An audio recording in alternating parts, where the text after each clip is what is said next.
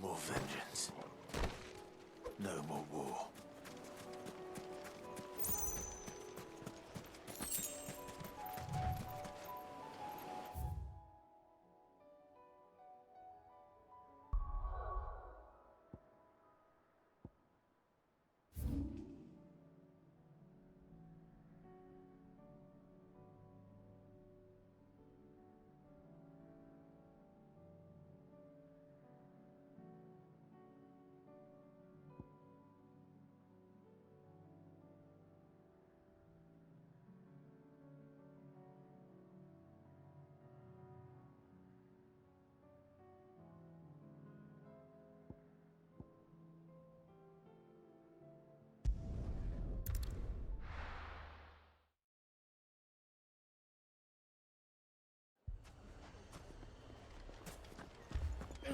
Fucking thieving bastards!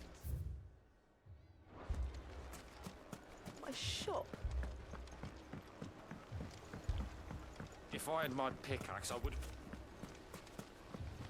All my finest pieces.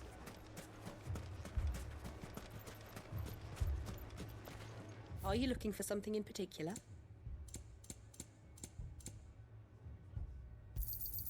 My thanks. An excellent choice. Here you are. Thank you for your custom.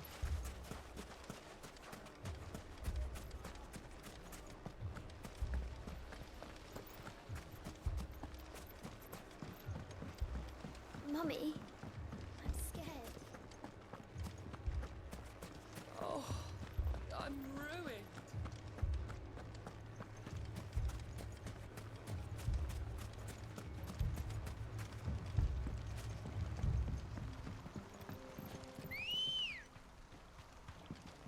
Good girl. Fly, Ambrosia.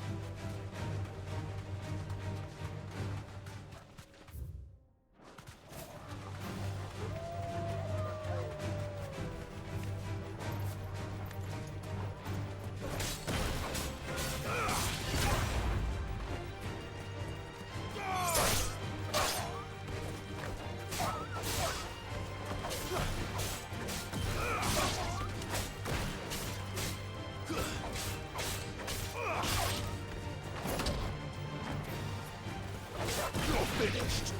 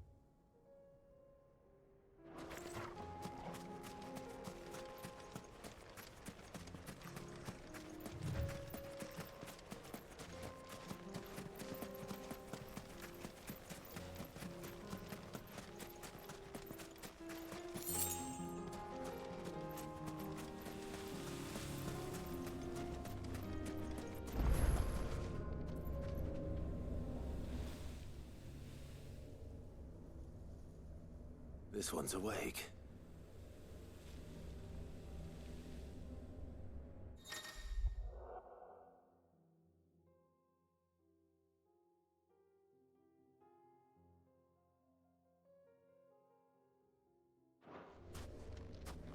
Let's see what's inside.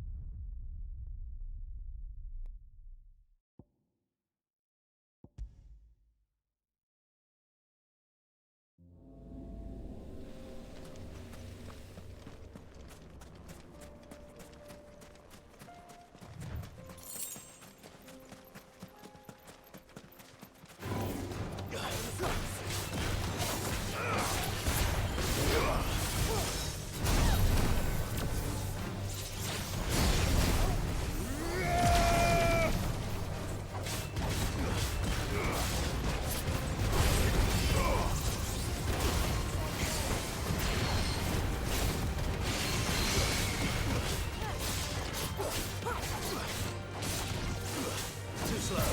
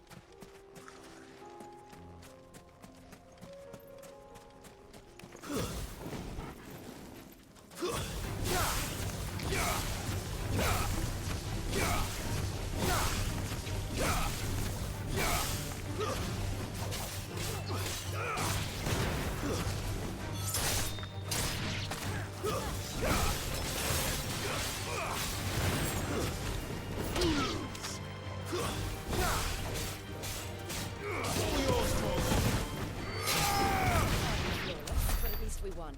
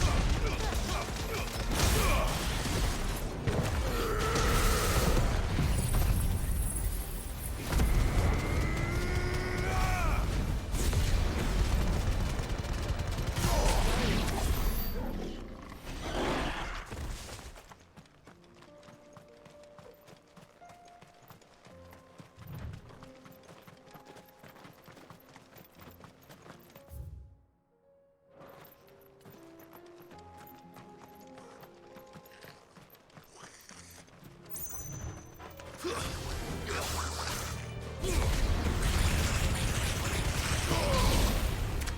over.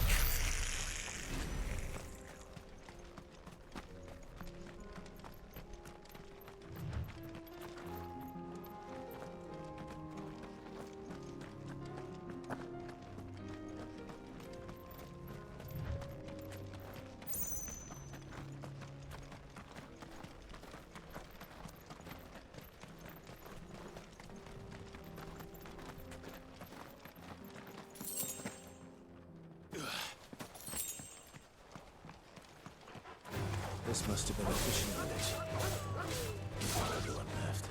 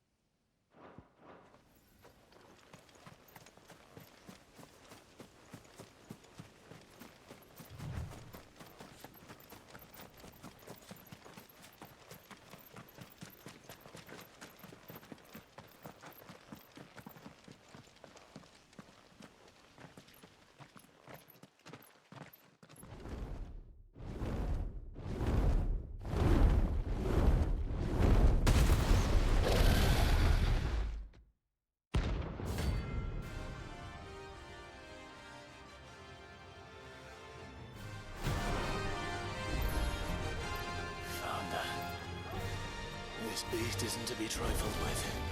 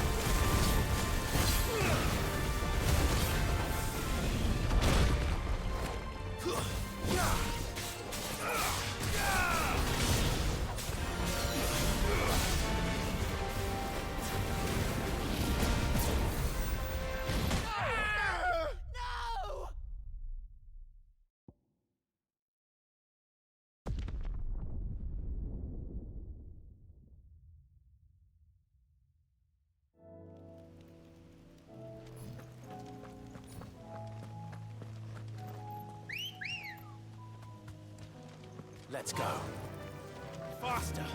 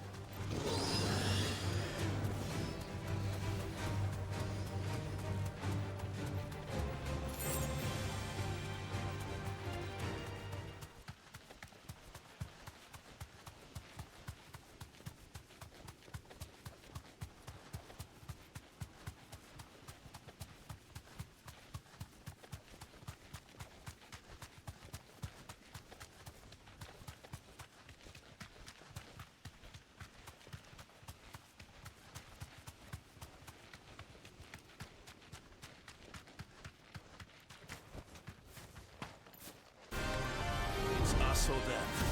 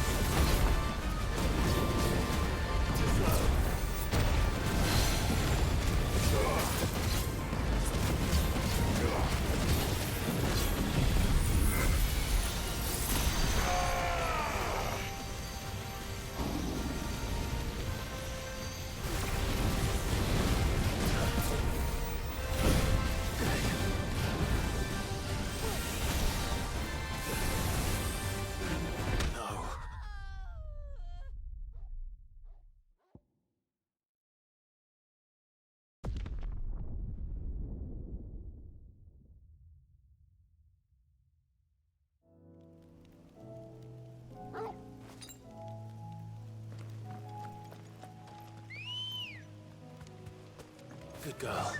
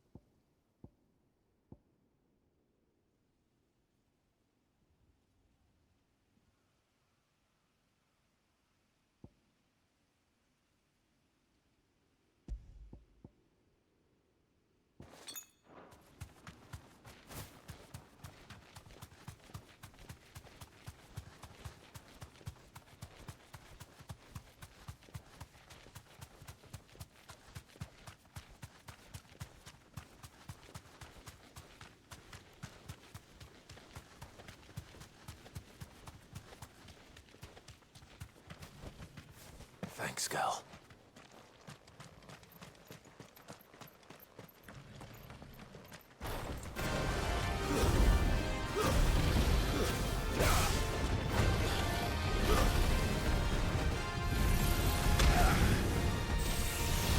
You're a fine hound.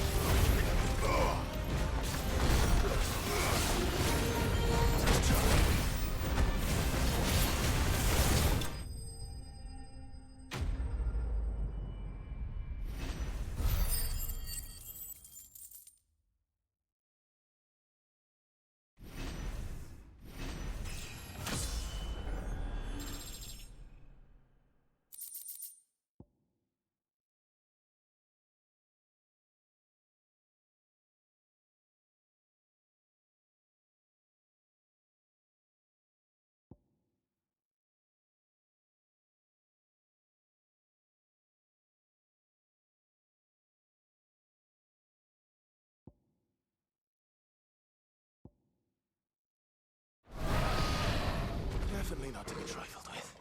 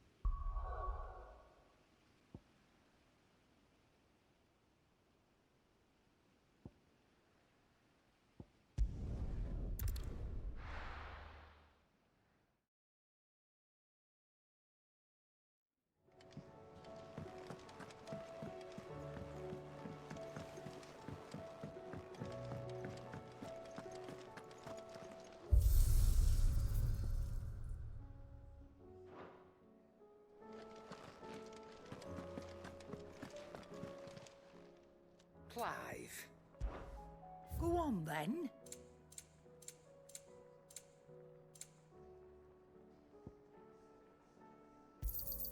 It'd better all be here. You'll not find a better price than that. You're rubbing me blind, you know.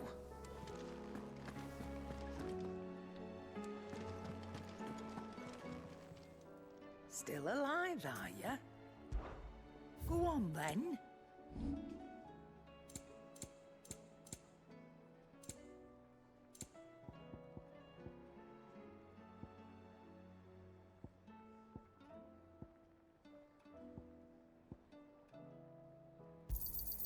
I'll be thankful you got that much. I reckon I can find a buyer. You got out else? I reckon I can find a buyer. I'll be thankful you got that much. You got out else? Is that all?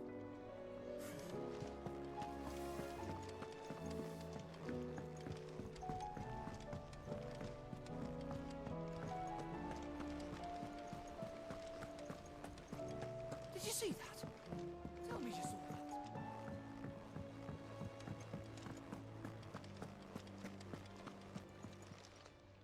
Welcome to the Patron's Whisper. It's not true.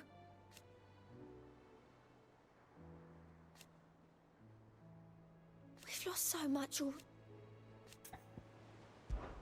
Your benefactors are a generous lot.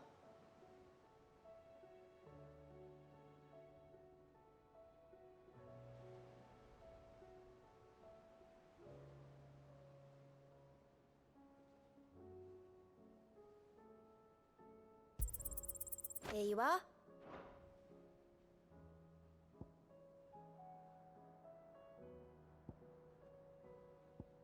Best of luck out there, Sid.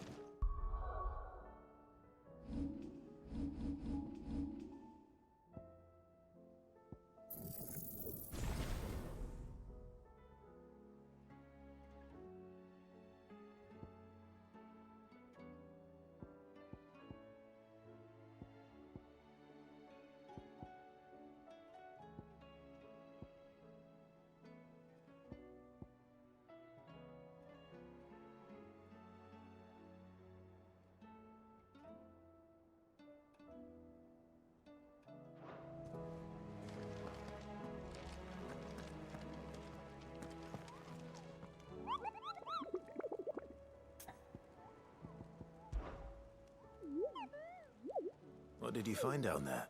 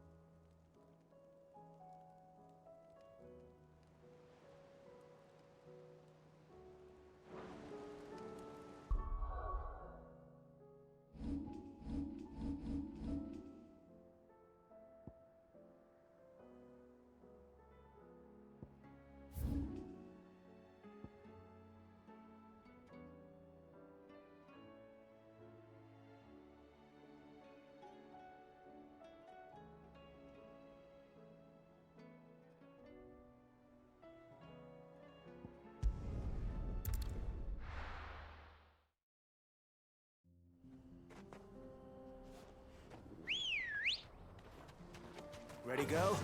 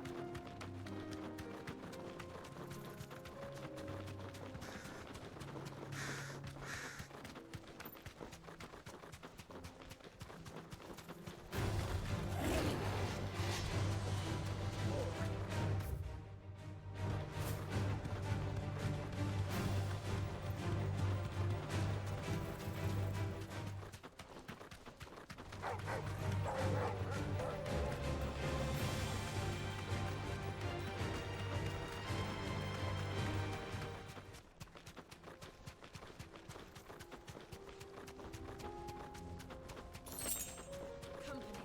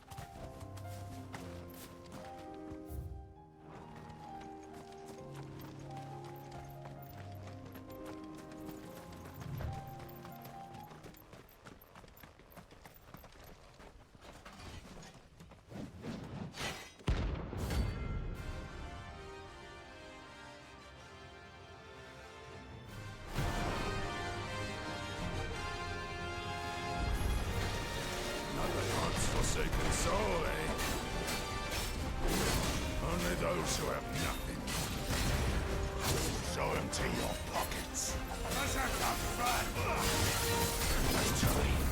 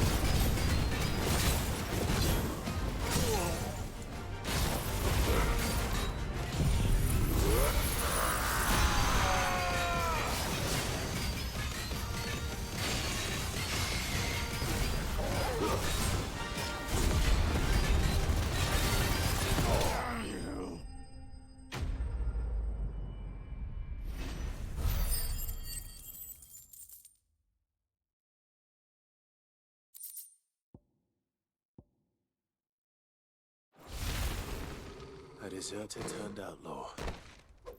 We were more similar than he knew.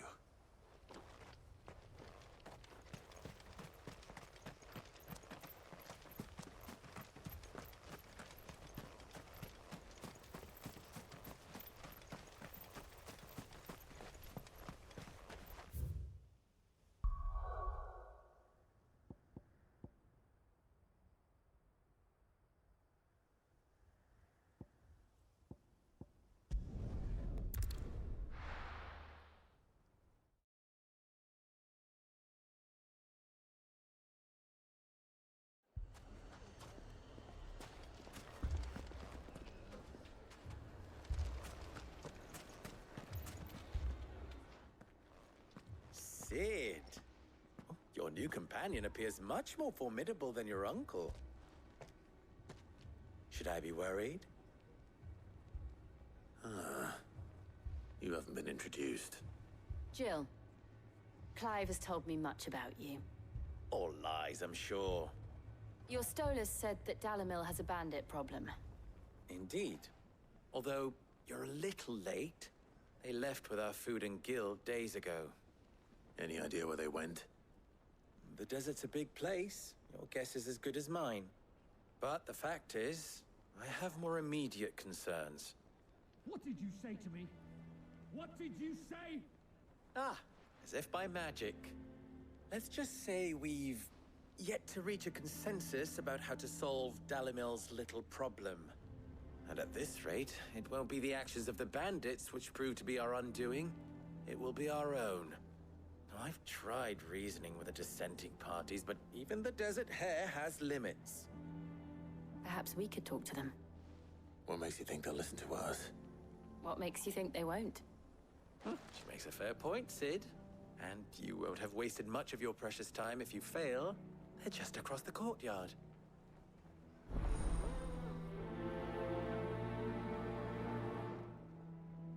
Suppose we just follow the shouting.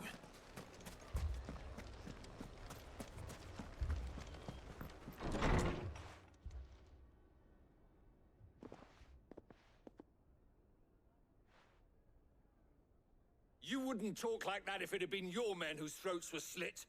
Blood for blood, it's the only way. We hire mercenaries and have them mount the bandits' heads on our walls as a lesson to the rest. And what happens when those mercenaries are slaughtered like your men? Are you going to hire more? We're better off using that coin to buy food and supplies. If we hire mercenaries, the only thing we're buying is the bandit's ire. And you cannot fill empty bellies with that. Do you hear me? But what happens when they come back? Maybe it'll be your throat that's slit. That's enough. Both of you. Any more of this and I'll throw you out myself. Come back when you're ready to talk like adults.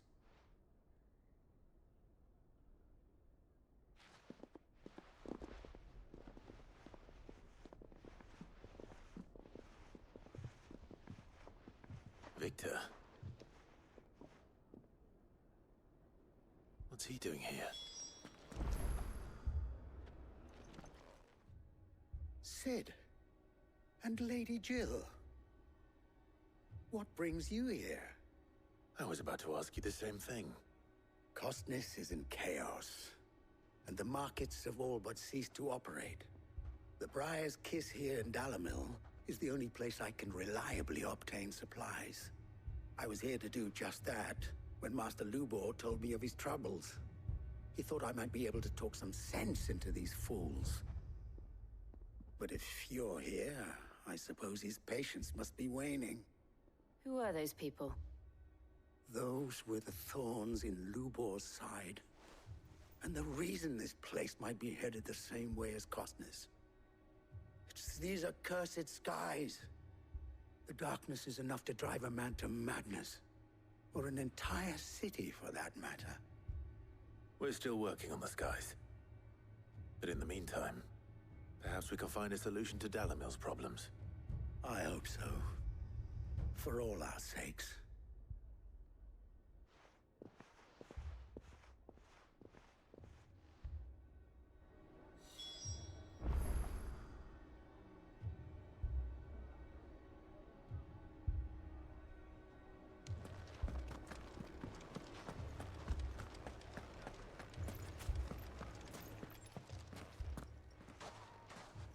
So, you see my predicament?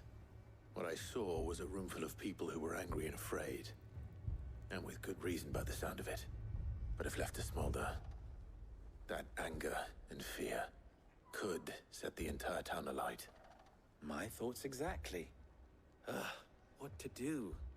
Both sides wish to protect their homes and livelihoods, if only they could agree on how. But as long as they are divided, we are vulnerable. And if there's one thing bandits like, it's an easy target. What would Sid the Outlaw suggest? Well, if it were my namesake, he'd let them choose for themselves, and be on hand to pick up the pieces when it all went wrong. That sounds like a recipe for disaster. A recipe for disaster is precisely what it is. But perhaps that realization would be enough to make them question the ingredients. While it's plain neither Conrad nor Natalie will countenance the other's proposal, it may still be possible to make them doubt their own. Before presenting them with a third option. And that would be? To pool our resources and save the city ourselves. Why fight each other?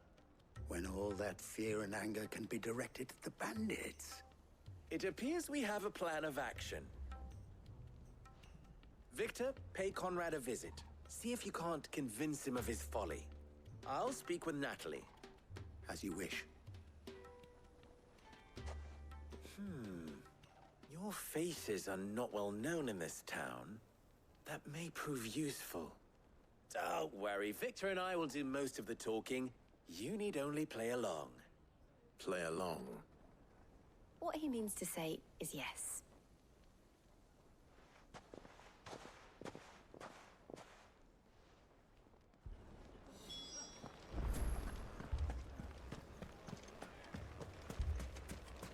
Picture it, Conrad.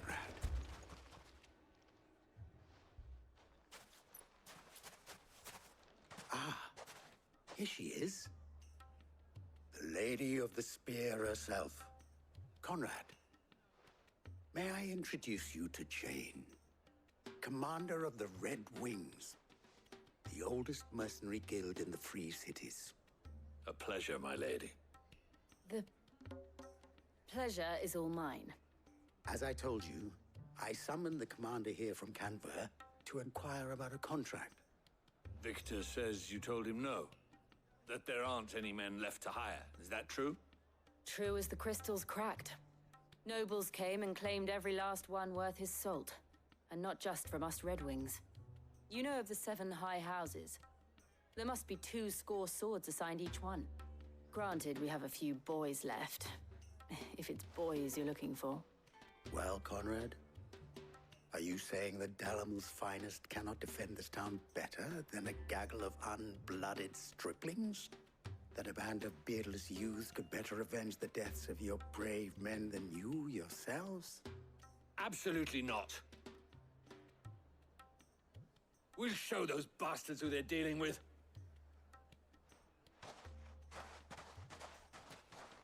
I can't believe that actually worked. Conrad's not what you called the brightest candle in the crypt. And there's a reason why I had you do the talking and not Sid. Well played, my lady.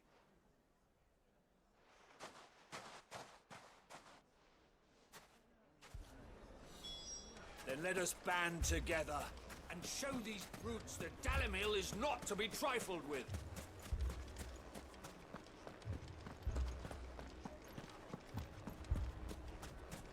My shop. If I had my pickaxe, I would... I mean, it may still be possible to buy something. Ah, here he is now. Natalie, allow me to introduce Lord Underhill of Randalar's prestigious League of Merchants. Lord Underhill. At your service. Underhill? I was just telling the good lady of our conversation, my lord, and how you were lamenting the state of the capital's stores. Lubor says that not only are the granaries almost empty, but that war and the Blight mean this season's harvest won't be enough to fill them for winter. Indeed, certainly that is the case. The nobles in the capital are buying up the city's stocks of barley and wine, driving the prices higher than most commoners can afford. It is only a matter of time before the peasants revolt. It is worse than I thought. If what Lord Underhill says is true, I fear we have little hope of supplementing our stores, meager though they regrettably are. And while I applaud your endeavors to dissuade our more bellicose citizens from seeking vengeance, I sense Conrad is not wrong in his assessment of the bandits' likely return. Which means that now, more than ever, we will need to secure what little we still have. Food, weapons, herbs, everything.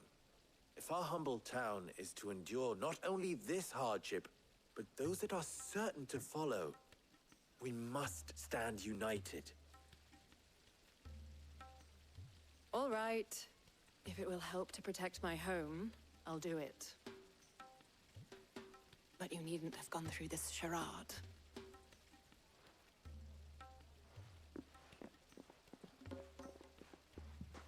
Thank you, Clive. Your performance was nothing if not workmanlike. She saw right through it. I didn't say it was good, merely that it produced the desired effect. Now, my scouts should be returning shortly. Meet me back at the Briar's Kiss, and we shall see what we face.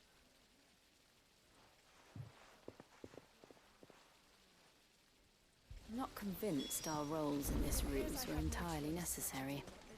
I don't know. Conrad seemed quite taken with you. Mummy, I'm scared. Oh, I'm...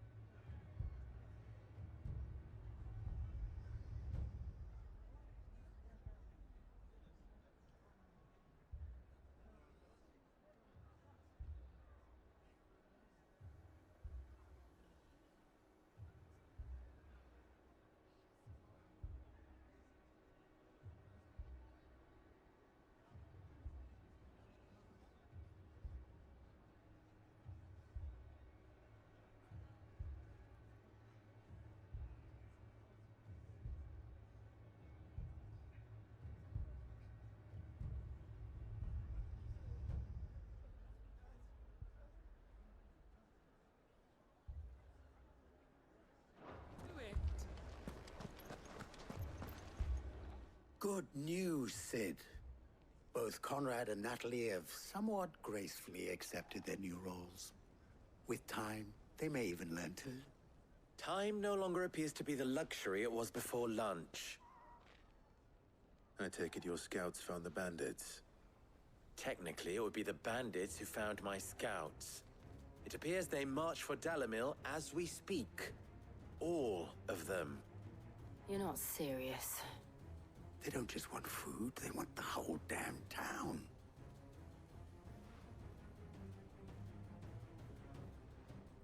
I have a favor to ask. I'm told the bandits march in two groups, one from the south and one from the desert, in a move doubtless intended to stretch our already gossamer-thin defenses. Very well. Jill and I will meet those from the desert.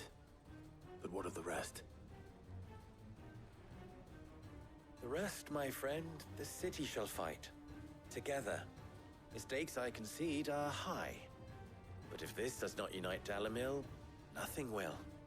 That is a lot of faith to put into those who had their hands around each other's throats but a moment ago. Then it will be for us to see that their hands are kept occupied. And I do mean us. I thought you might say that. We'll hold them off for as long as we can. And we will do the same.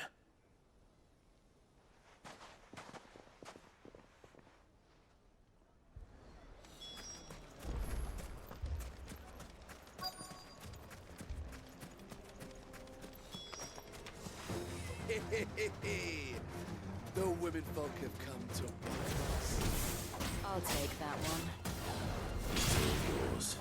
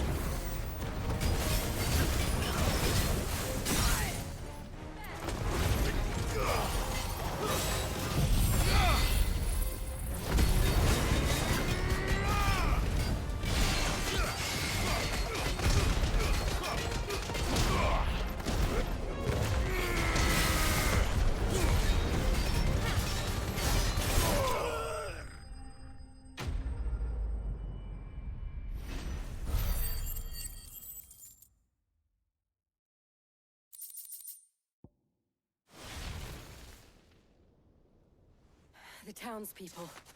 Could they have held out? I don't hear any fighting. What do you think?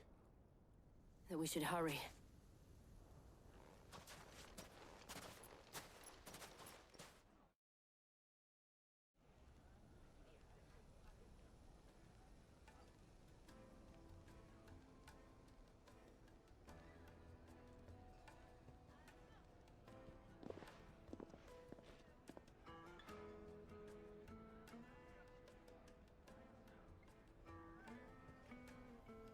Natalie, I owe you an apology.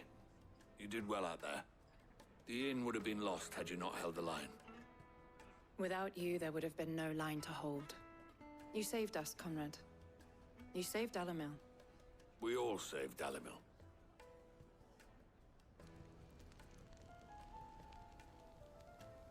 Conrad seems to have had a change of heart. I'd say they both have. I take it from your presence that our visitors from the desert won't be joining us either. Pity. The plan worked, Sid. Granted, it only took an army of bloodthirsty bandits at our gate. Calm now, Victor. Why quibble over the details? We are united, and that is all that matters. As for you, Sid, you fight considerably better than you act. I'll take that as a compliment.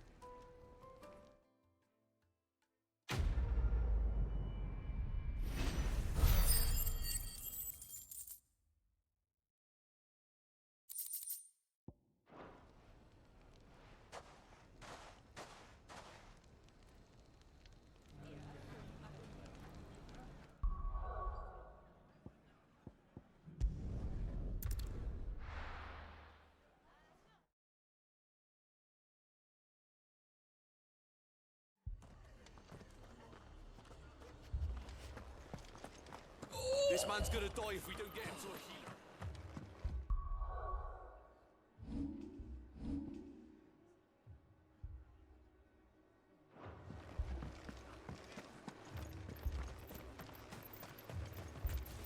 How do?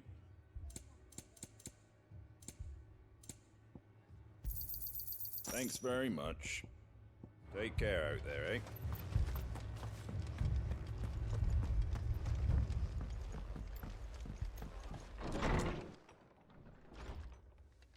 Martha, it's good to see you. And you, Clive. Jill? Otto said he'd been attacked by a Kashik. What exactly happened here? Those skies are what happened. Not long after they fell dark, we had our first visit. There were hundreds of them. Tried to storm the hill. Only a handful made it up here, but that was more than enough. The rest are still down there now.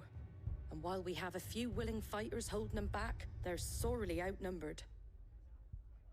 What do you think, Clive? That we join the fight? I thought you'd never offer. Now, where I need you is the Fallen Gate. That's where the fighting is fiercest. Let the men know you've come to help. Something tells me they'll be pleased to see you. We're on our way.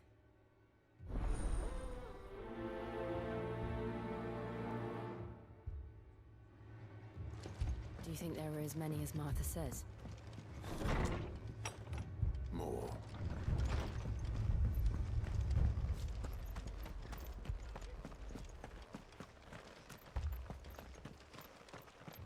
You don't think they've abandoned us, do you?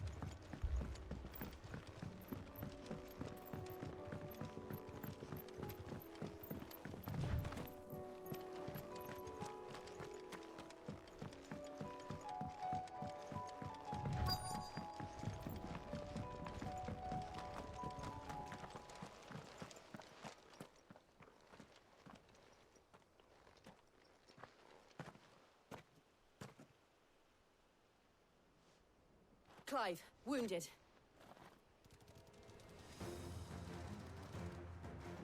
We deal with the Akashic first.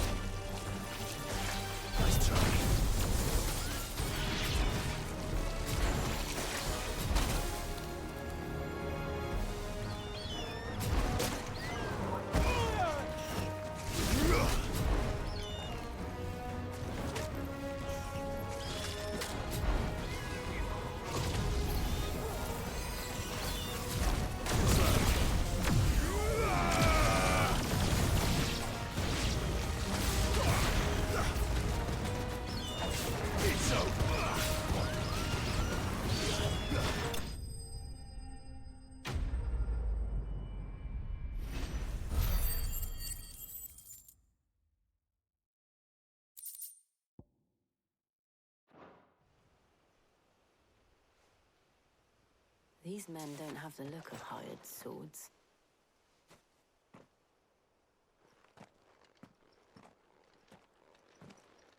If you've come to rob this place, You are mistaken, my Lord Rosfield. We're here by Madame Martha's leave. how do you know my name? Forgive me, my lord.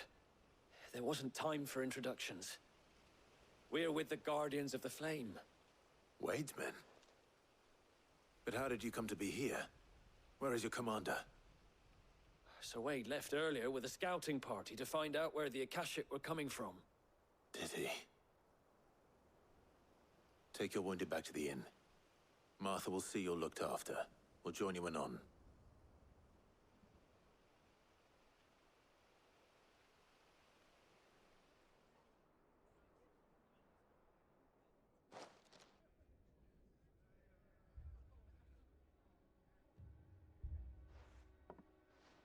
And to think you took them for thieves. A fine reward for holding off the horde, that is. When did Wade and his men arrive? Not long after Rosalith fell. The Guardians asked me to shelter some of them that had lost their homes. They were making ready to leave just as the skies turned, and we agreed it was best we stuck together. Martha! Trouble! The scouting party's almost at the lift, but they got a pack of Akashic snapping at their heels! And they got wounded with them! They're not gonna make it! Damn it all. We'll worry about them, Martha. You look after everyone here. If any can still fight, send them to the lift. I will. You two be safe now.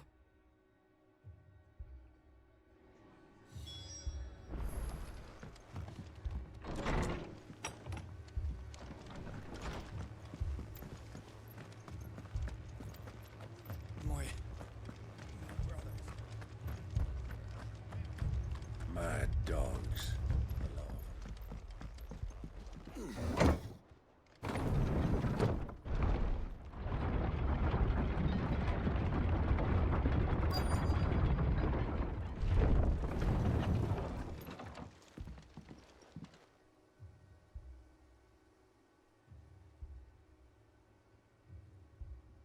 Squire, I need you to get those who can still walk up the lift to Martha's. But what about... I didn't ask, Oscar. Sir. Sir Wade. Lord Rosfield. If you aren't a sight for sore eyes. Martha seemed to think you might need some help. And by the looks of it... We thought we could sneak by them. But we didn't know there would be so many. How could we have?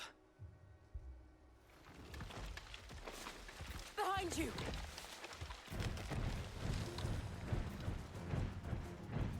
Damn it! We need to get the injured to safety. Do you think we can hold them off? We can certainly try. Are you with us, Sir Wade? Always. Then let's do our duty.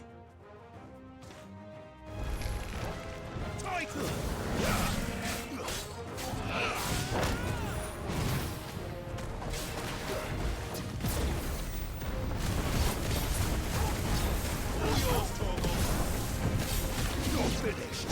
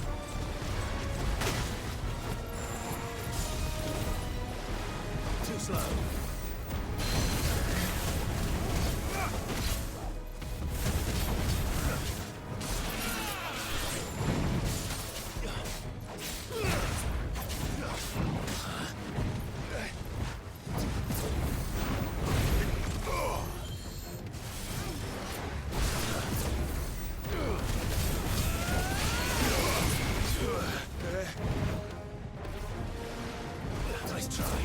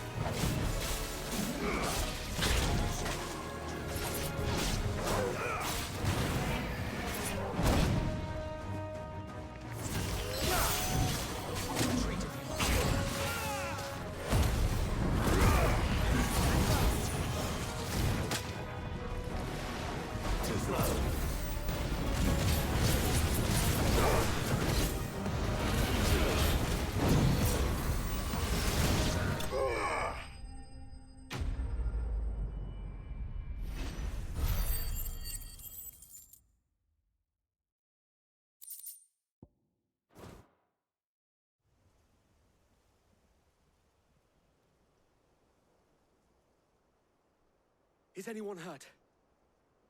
I don't think so. And yet again, you've pulled me from the flames. It's just a pity I keep walking into them. You've never been one to shy away from danger, Sir Wade. Like any shield worthy of the name. I see you're all in one piece. Martha! Is something wrong? The lookout saw smoke coming from down Eastpool way. Too thick to be a hearth. A second horde. Feel like finishing the job? Always. Jill and I will make for Eastpool. You'll need to move the injured without us. Don't you worry about them. The moment my men are safe, I'll follow. Good luck.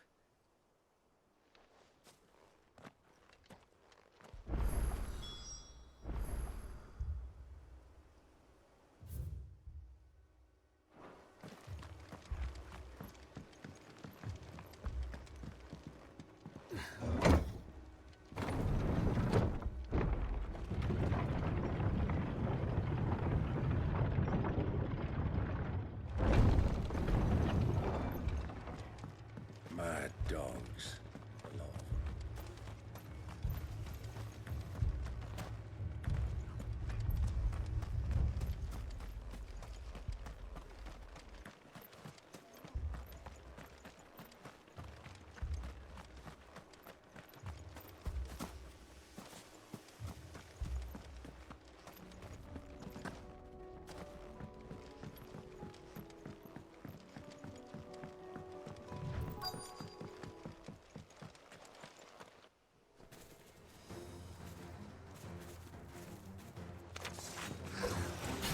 They're headed for the rest. We have to slow them down. Martha and the others won't be ready. Stay down!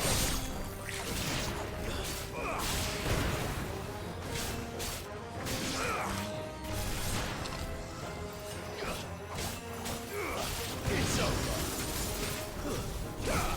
Farewell.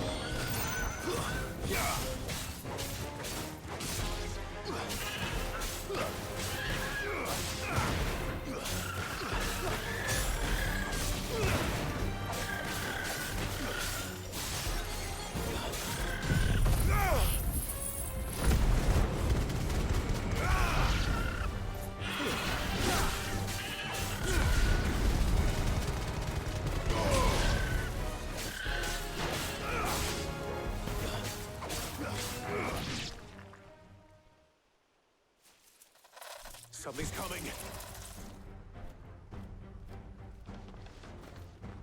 Apologies, my lord. Did I miss anything? Only the first round, Sir Wade. Shall we?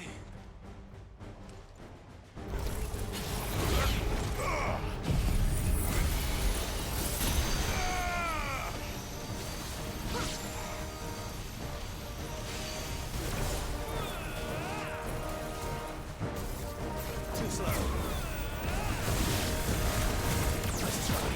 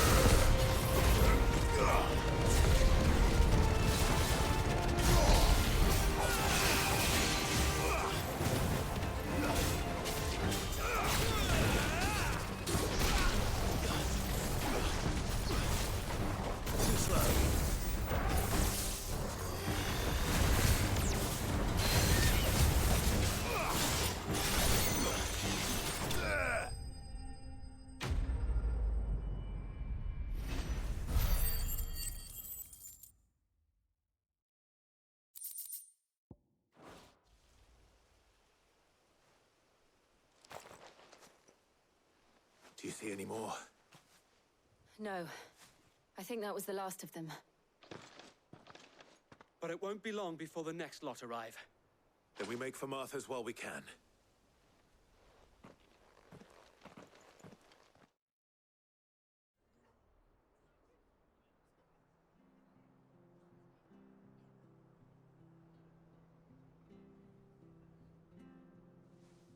What did you find out there? The same as Sir Wade. Scores of Akashic. Well, wherever they came from, they're gone now. Our lookouts say the lowlands are clear. Hopefully we'll have enough time to lick our wounds. How many of your men were injured? A damn sight less than if you hadn't turned up. Thank you. It was a hard-fought victory.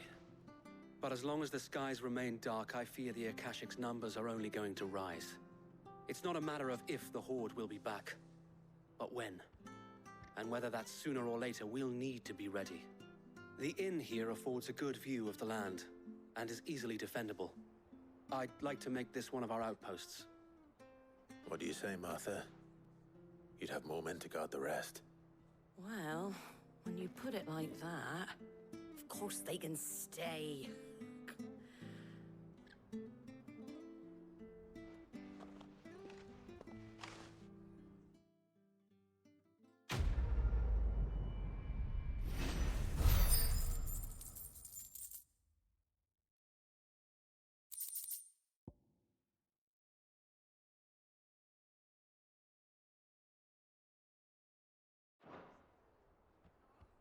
My lord, there's someone I'd like you to meet. Oscar, over here.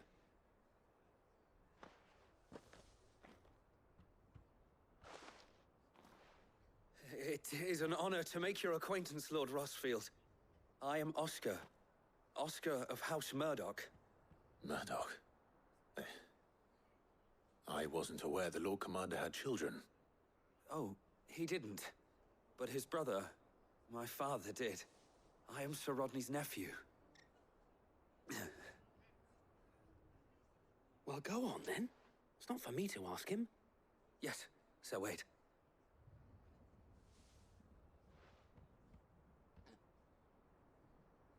If it please you, my Lord Marquis, might you take me as your squire? I would learn the duties of a shield from the finest. I'm sorry to disappoint you, Oscar, but I'm a shield no longer. Nor was I ever the finest. And spending time in the company of an outlaw hardly seems a fitting education for one aspiring to take his oaths. My Aunt Hannah once told me that a man is not defined by his title, but what he does in its name. You have accomplished much since taking on the mantle of Cid, winning no little honor in so doing. And I would sooner serve under an honorable outlaw than an unworthy shield. Not that Sir Wade and the other Guardians are... I mean to say that, they're... It's all right. We know what you mean. There is only so much the boy can learn from me, my lord. But a squire... Would that really be so bad? You were a squire once. And I'm certain Sir Rodney would approve.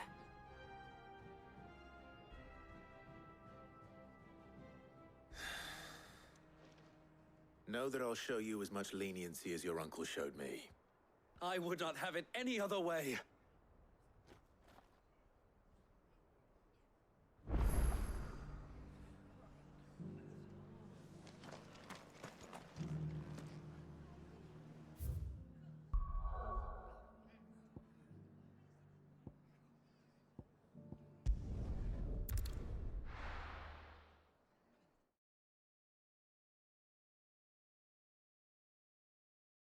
First we find Isabel.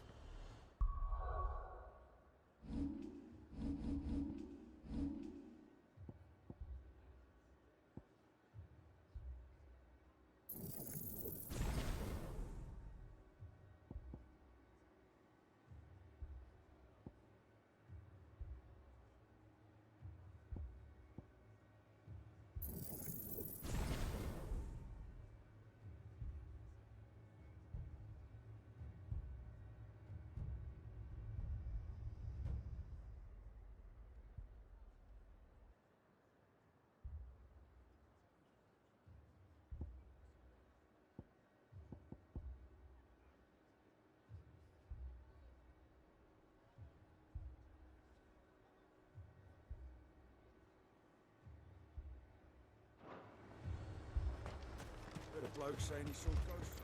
I saw it with my own eyes.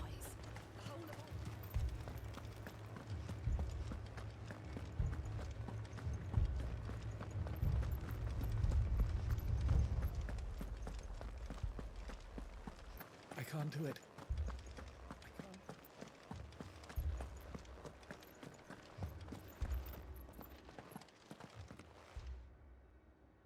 My lord. Milady. We received the Dame's message. There have been sightings of strange creatures, I understand. With the blue eyes. Yes. Like a Kashik, but different. They've taken so many. I've lost count. Akashic, but different. Ultimus thralls. And what of your mistress? Is she here? Oh, no. She went to the garrison to ask what they were planning on doing about all this. Then we'll look for her there.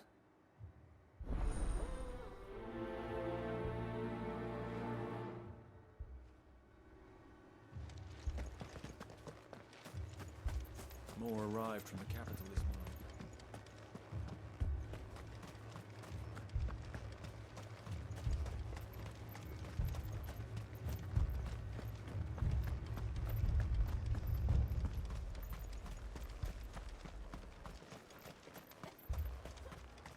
Madame, please!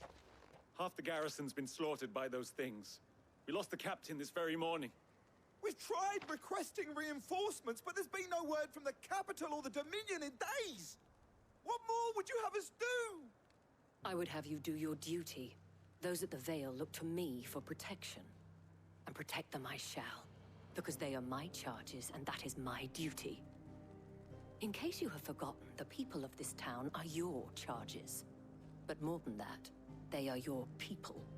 Your sisters, your brothers, your lovers. So you have a choice. Lay down your sword and watch as they are slaughtered, or take it up and do what is right. She speaks the truth, you know. This here, it's all we have. It's all that's left. What we have left is our lives! Do you really want us to lose them as well? Not if we don't have to. Look, there's a cask under the captain's bunk. Let's talk about this over a drink, eh? I'm listening. I'll have a word with him.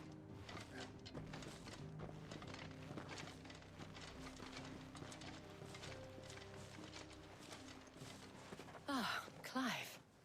I didn't expect help to arrive so quickly. And sought to take matters into my own hands. It was a noble effort, but I thought you might still need some support. How like you to consider my needs. What we need to consider is where the creatures came from. The way the survivors speak of them, one would think they appeared out of thin air. And perhaps they did. It's hard to know what to believe these days. We'll talk to the survivors.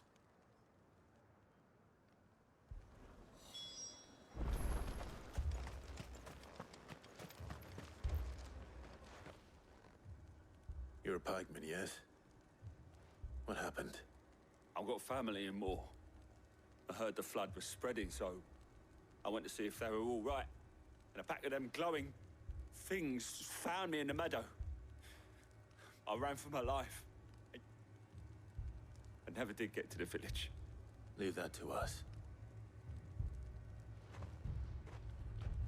My family. That thing, it took off the... Did you see the creatures that attacked you? Creatures?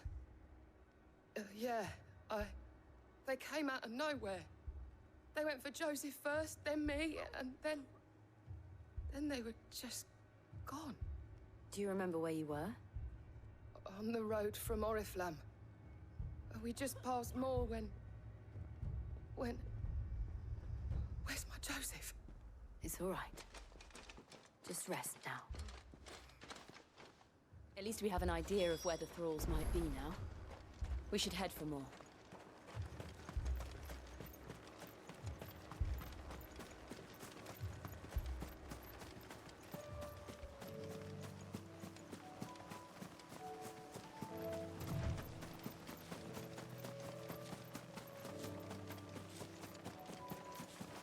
That's better. Better already.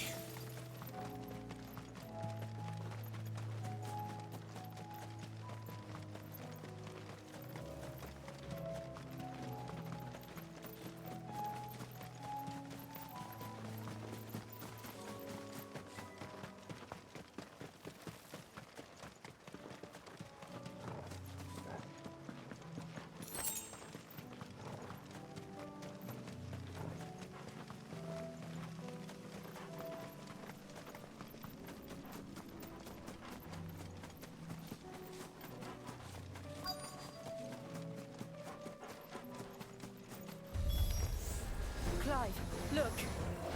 I see them. With me!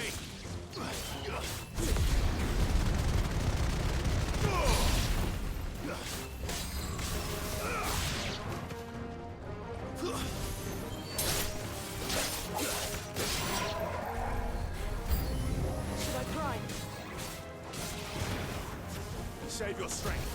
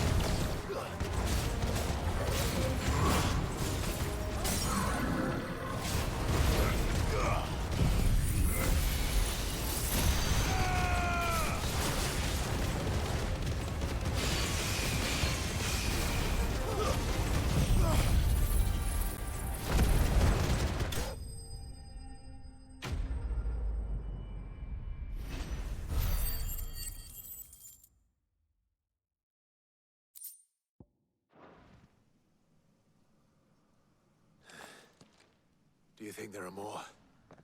There are always more. But I'd say we've done what we can for the time being. Then we should let Isabel know.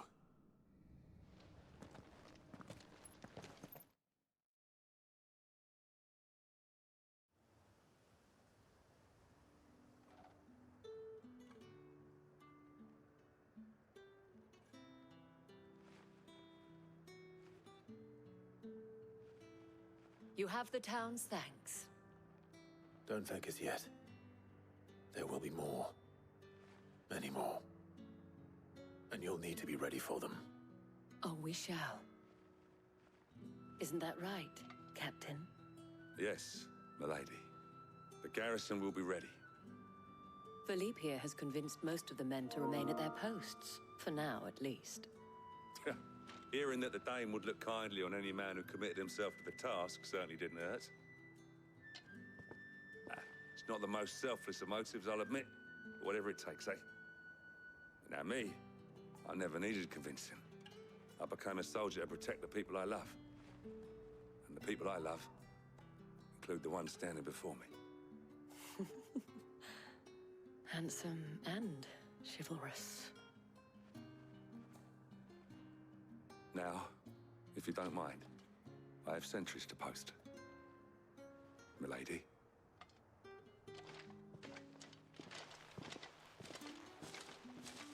Lest you wonder, I'm not foolish enough to believe that this has solved all of my problems. But it has solved one, and that's one fewer than I had this morning. Thank you again, Clive.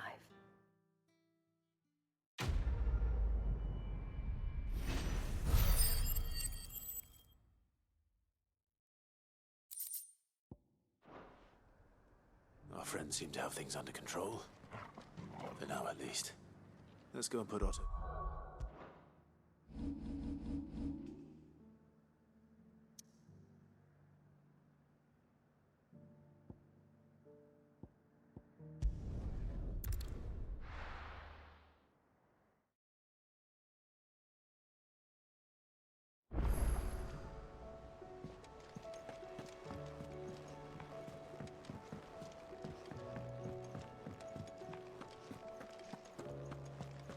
Did you see the pair that got hauled into Tyre?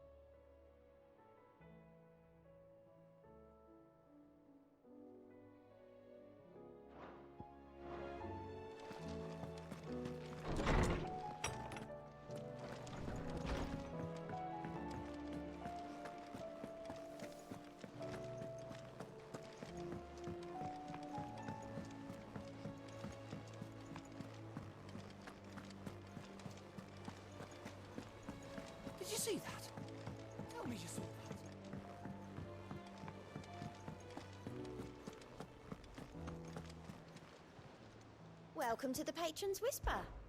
Your benefactors are a generous lot.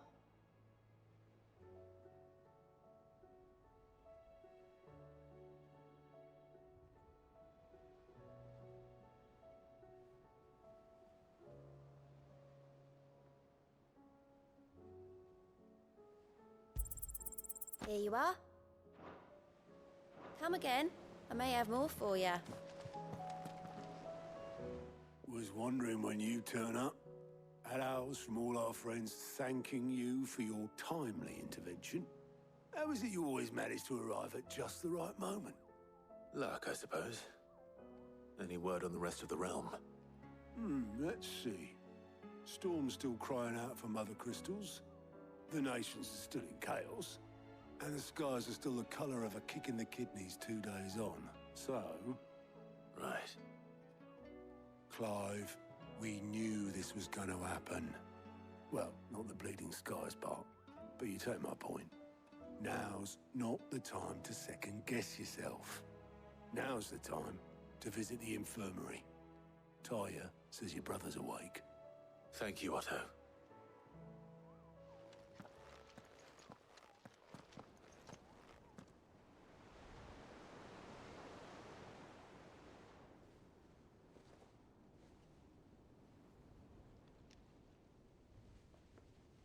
So it was not Sylvester, but Olivier who served as Ultima's puppet.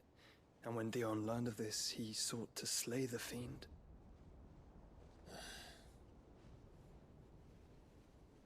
Only for his father to take the spear that would have freed him. Enough to drive a man to madness. Small wonder he hasn't stirred. I would be afraid to wake. Had I but reached out to him sooner, warned him of the threat Ultima posed. But now, both an empire and her prince lie broken. Joshua, what do you know of Ultima?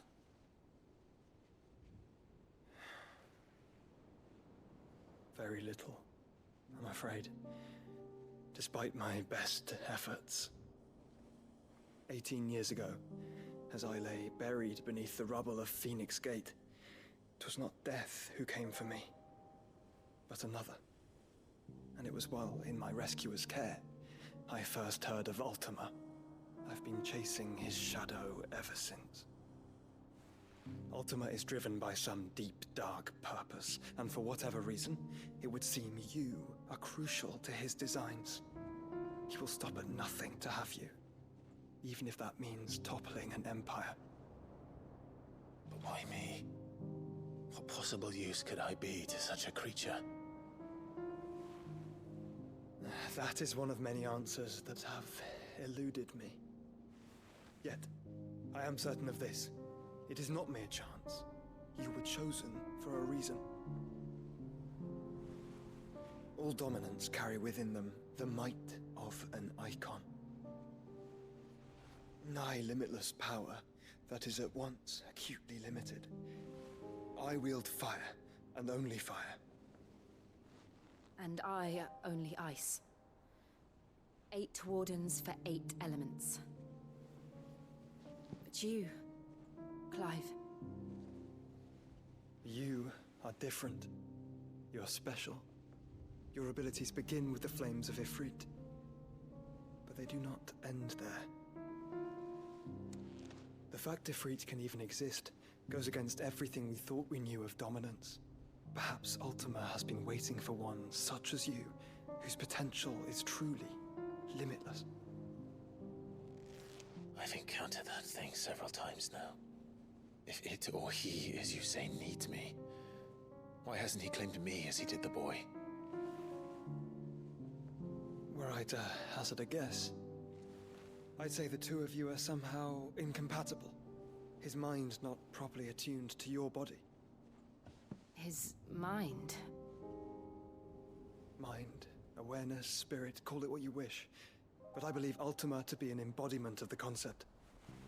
This is why I struggle and fail to contain him here inside me.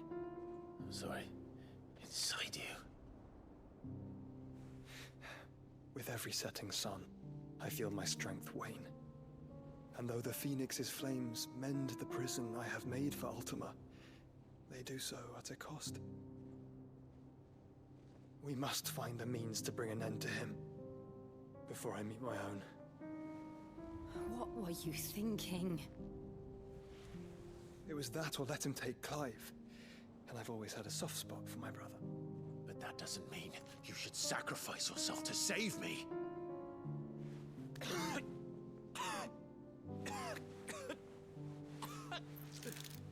Joshua. Clive, it's Gav. There's an army of Akashic at the gates of Canver.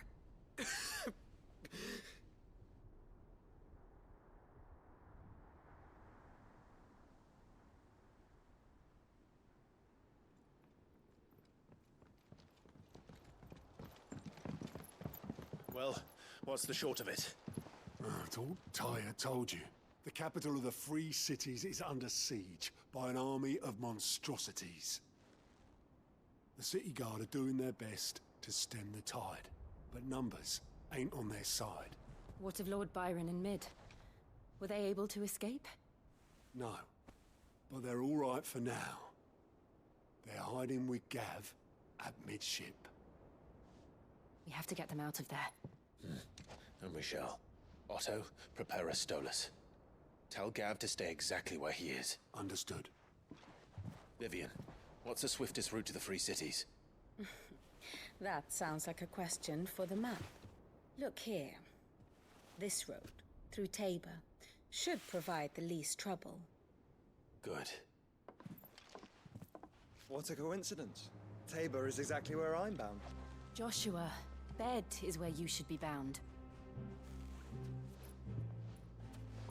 You don't think I told him the exact same thing? Were Tyre not such a talented healer, I would surely have been inclined to agree. But, thanks to her ministrations, I feel I may safely rejoin my attendant, who was to wait for me in Tabor if we became separated. All right, we travel together. Clive. If he stays close to me, he'll be fine. Thank you, brother. I'll look after him.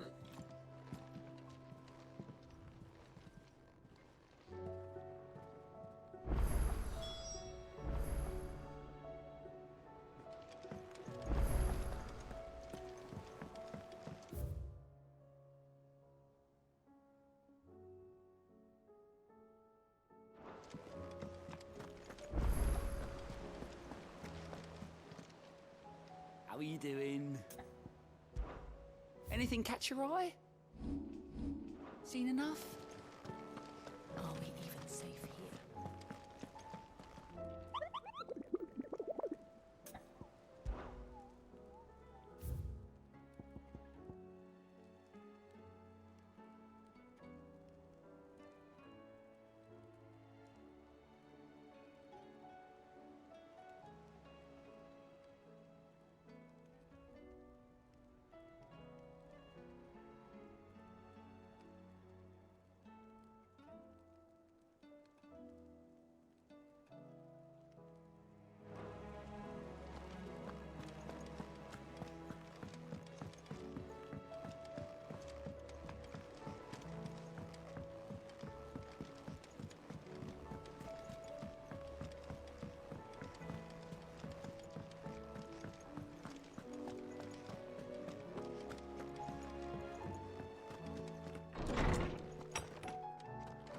Is a storm coming, Sid? I was wondering when next you'd visit. I have compiled some new entries, if you would like to see them. What subject shall we consider today?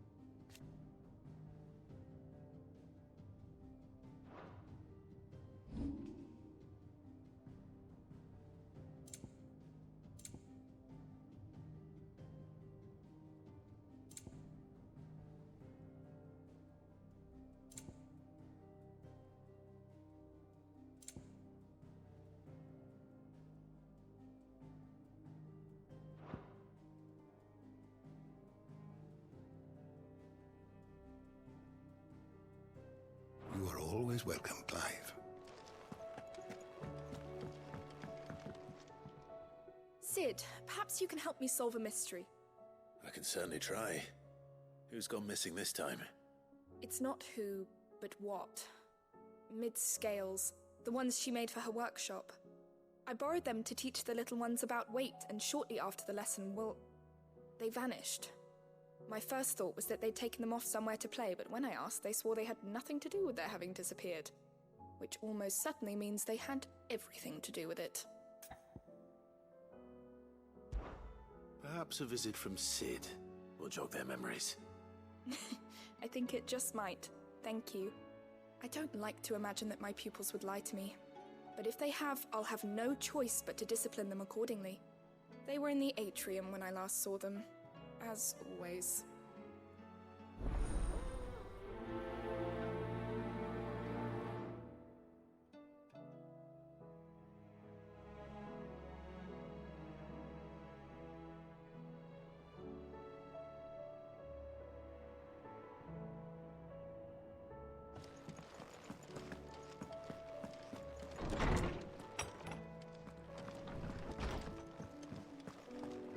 Seems the hideaway is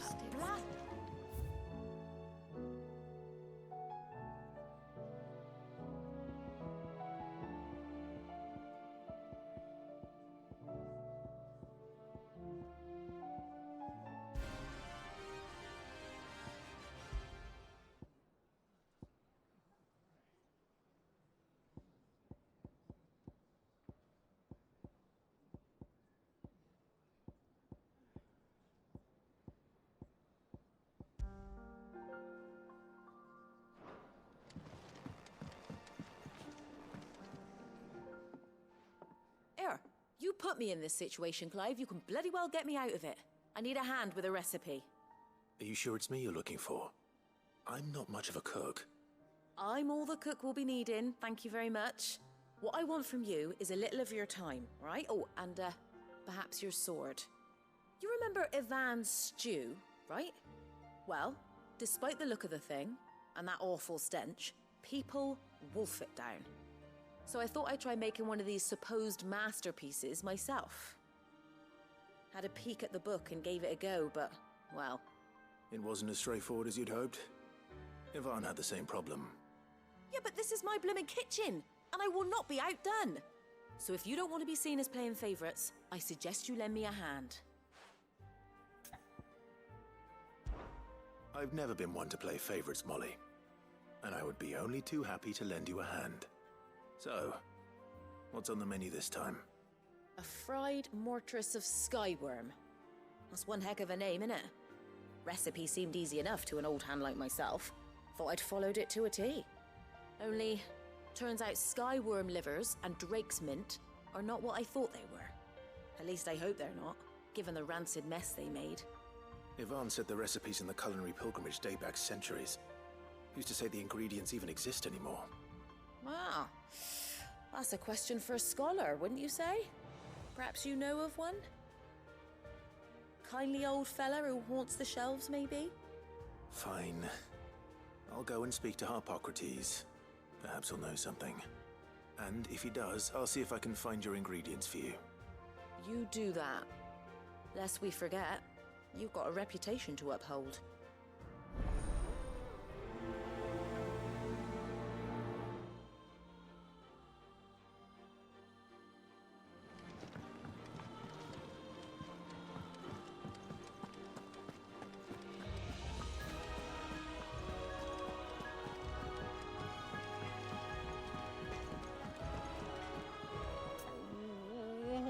Gonna do?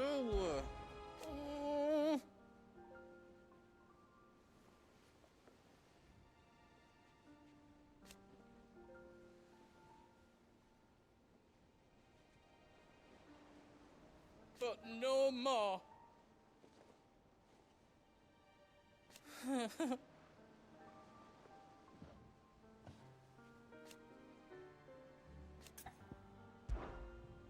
Is everything all right, Goots? You seem more discomposed than usual. Oh, I don't know what that means, but I'm in a bit of a muddle. Oh, I think Nan might be in trouble and she's... It's all right. You can tell me.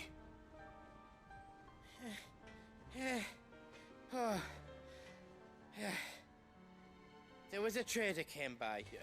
One of our usuals, like. Said he'd heard some rotten rumours about her down Dallimil Way. Folk are saying she's been selling to bandits and cutthroats and that. I mean, she's fond of a chance to make a coin or two, aye, but she'd never do business with baddies.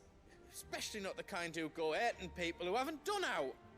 I wanted to ask her about it myself, but I'm scared she'll give us a tongue lashing. She'd never give your tongue a lashing, though, would she? Don't worry. I'll speak to her. Oh, thanks, Clive. You'll let me know what she says, won't you? Of course. I'm sure it's all just a misunderstanding.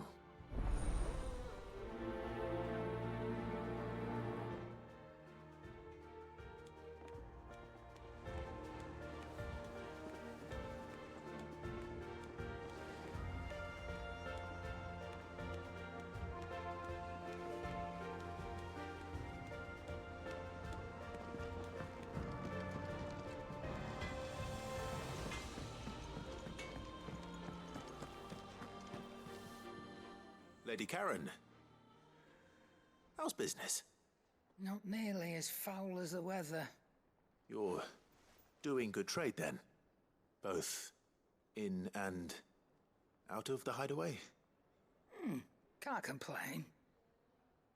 Wait, what exactly are you getting at? Not once in 5 long years do you pay my affairs half a care. But here you are today, raking me over the coals like a bloody popoto? Just asking. Out of interest. All right. I'm here because I was told that certain rumors have been circulating.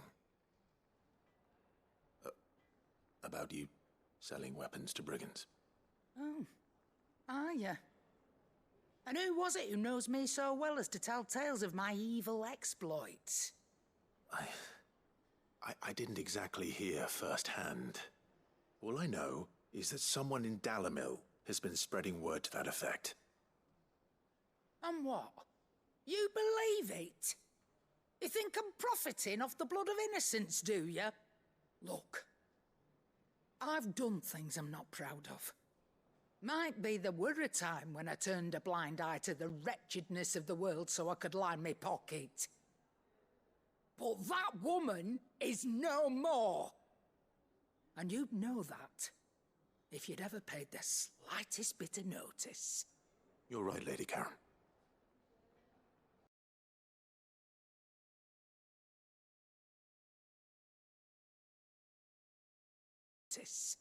You're right, Lady Karen. I apologize. It was wrong of me to doubt you. No, it was. Now, I reckon you've got better things to do than pointing your do-gooding finger at a poor old woman. Of course. Good day.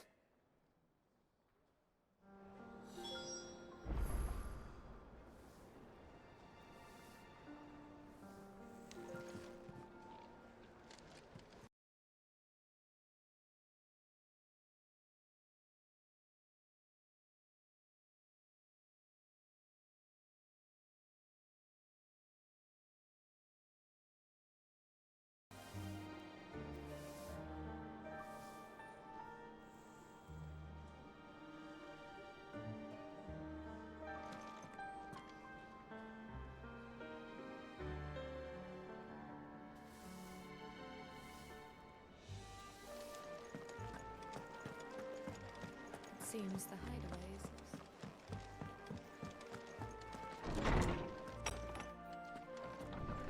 Is a storm coming, Sid?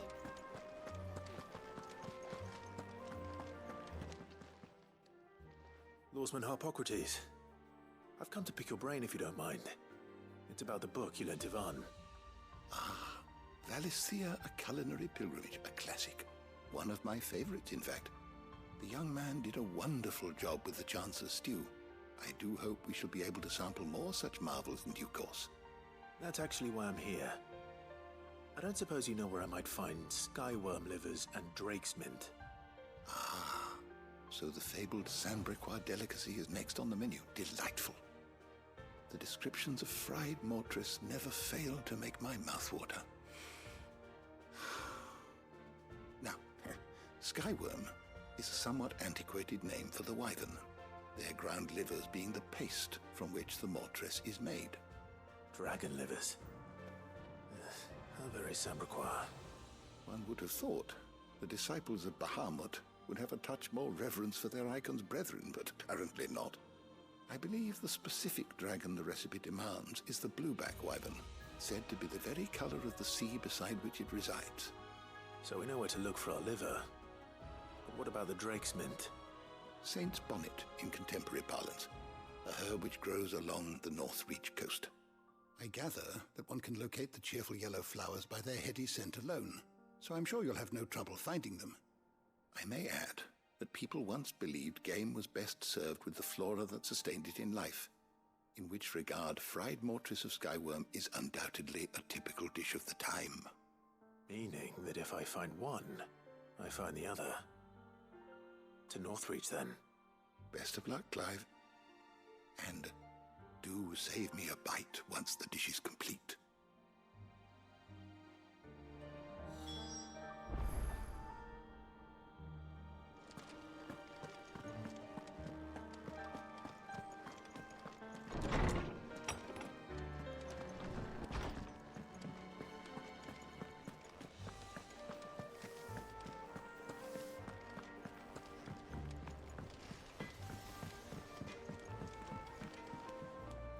I spoke with Lady Karen. What did she say? That the rumors were unfounded, and that I was a fool for thinking they might hold any truth, along with some other things that made her feelings clear. And while it sounds like she may have done things she regretted in her past, she says those days are behind her. Oh, well, that's good. I knew Nan wasn't caught up in out bad. But why would people say she was? What did she ever do to them? It's not right. No, it's not. But people do things for all sorts of reasons. Perhaps we'll never know. Well, I'm going to find out. That trader, he said they were all talking about her in Dalimil. So that's where I'm going. I'll find someone who'll tell me, you'll see.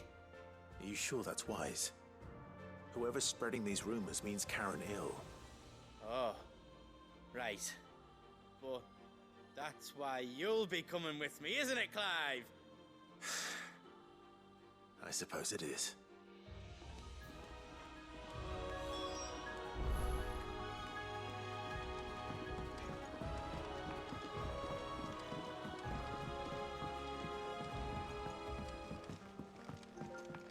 I heard the Emperor was impaled on his own.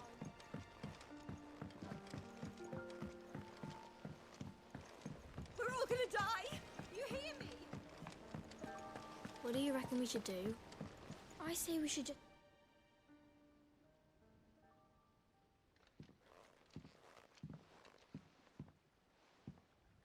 Sid! Hard at your studies, I see. And what is that? It's not a set of scales, is it? No. Of course it isn't. Well, not anymore, it's not. Oh! And just how long hasn't it been one? We're sorry. But we didn't break them. We dismembered them. Just like Miss Mididol showed us. Miss Mididol? And why would she have you dismembering her creations? Because that's the only way to become a ninja-neer. Miss Mididol said, the best way to see how something works is to take it apart and put it back together again. Well then, your work is already half done. Carry on. About that. The taking apart was easy enough, but it's the putting back we can't work out. Speak for yourself.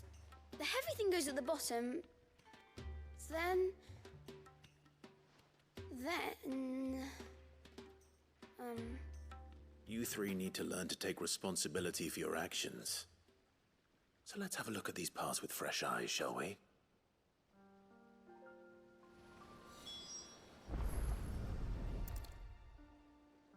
All right.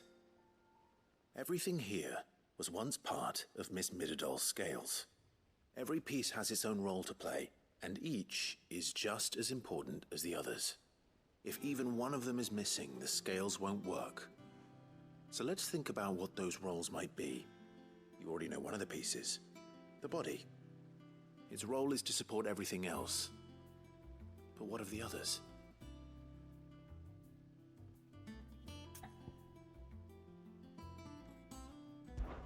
This is called the arm. Why do you suppose that is? It doesn't look much like an arm. You're right. It looks more like a wing. Like a chocobo wing! You've ridden a chocobo before, haven't you, Sid? Will you teach me to ride one day? I'll think about it. Now, what do arms do? Hold things. So wait, maybe this arm holds things too? Good thinking. You're on the right track.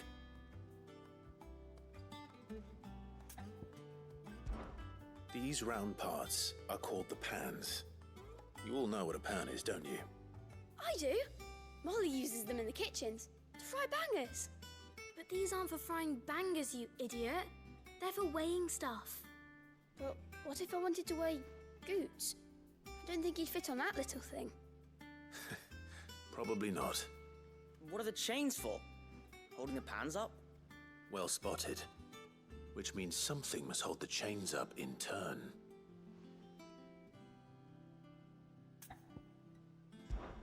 This tiny piece is what's called a cogwheel, or gear. Have you ever seen one before? I have. Miss Midadol's dungeon is full of them. Most are on the floor. She puts them in all her inventions. They spin round and round and round and round and... That's right. They're very useful when you want to make things move. Do you remember if there was anything on the scales that moved? I remember the arm moved when I tried weighing an apple. And then somebody ate it. Not my fault. You shouldn't have tried weighing it before lunch. We know what part's supposed to move and how it's supposed to move. So, let's put the pieces together first, see what doesn't move, and then stick the cogwheel to that. Not a bad idea. You see? It's not so difficult. So, now that we've taken stock of the parts and learned what they do, what do you think? I think we've got it. Then here's what we'll do. You tell me what goes where, and I'll put the scales together. Well, obviously you need to start with the body. All the other pieces fit onto it, don't they? And the arms go on the body, just like real arms. Or wings, if you're a chocobo. And then the arms hold the pans by the chains. Very good. Let's see if that works. There. All finished.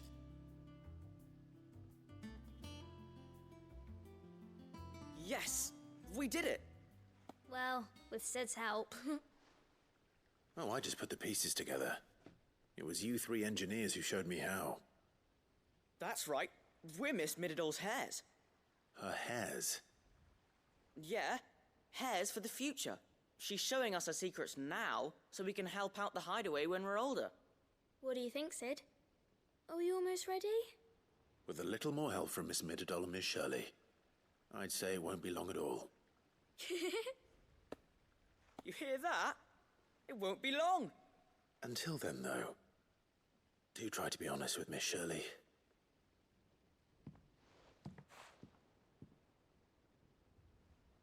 Hey, look! We never used the cogwheel. You don't think Sid forgot about it, do you?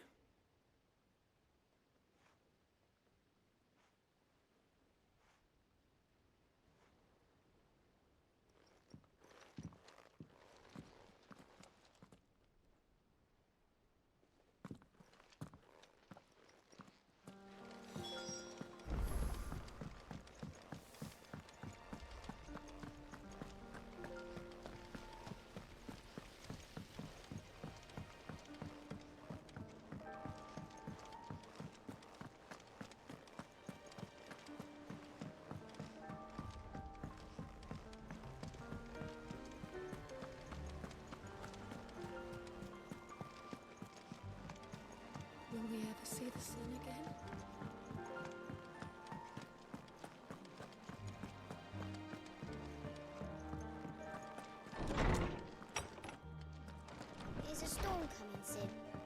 Will there be... Well, did you solve the mystery?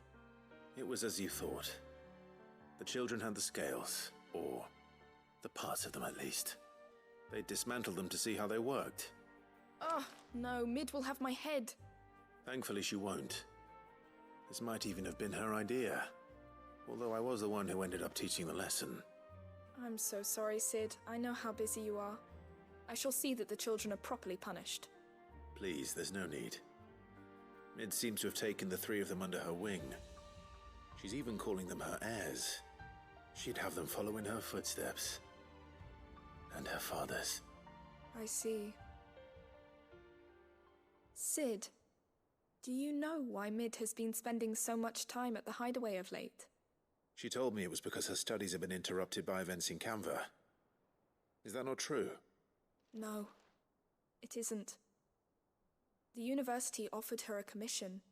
In exchange for full tuition, room and board, they asked her to oversee the design of several new war engines. To anyone else it would be an opportunity, but to Mid, who lost both her parents to war, it was a bitter pill. One she was none too keen to swallow. But that should come as no surprise. She's only ever cared about bringing people hope. The very last thing war can be said to do. Which explains her heirs. She's working to give them a better life. And so should I. What's the odd engineering lesson? Ah, you've given them far more than that. And I'm sure they're very grateful.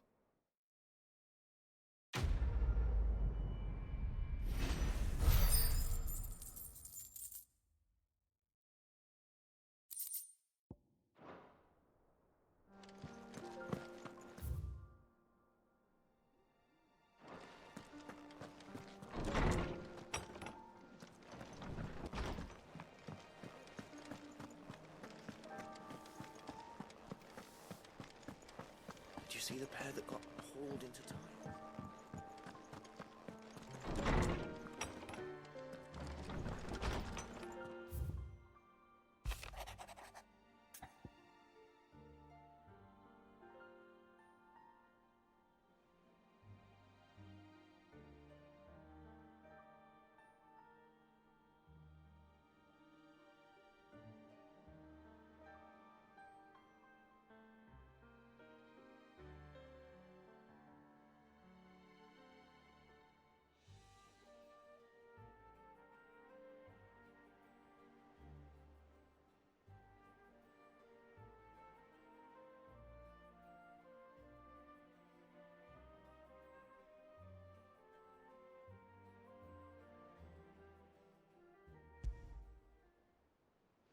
Rutherford. Wasn't that the name of my uncle's manservant? Why would he be at Martha's Rest?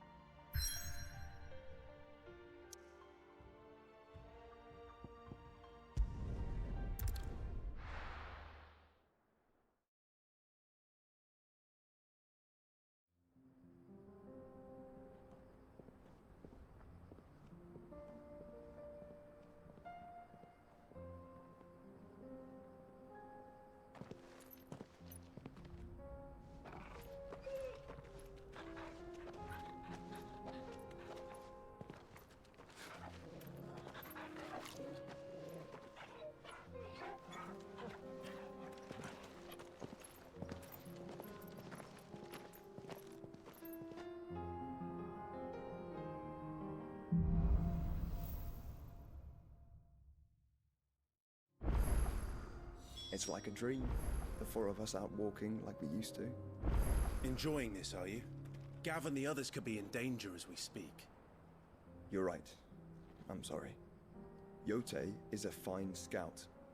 If Canva was attacked, she will already have begun gathering information. Tabor isn't far. We should pick up the pace.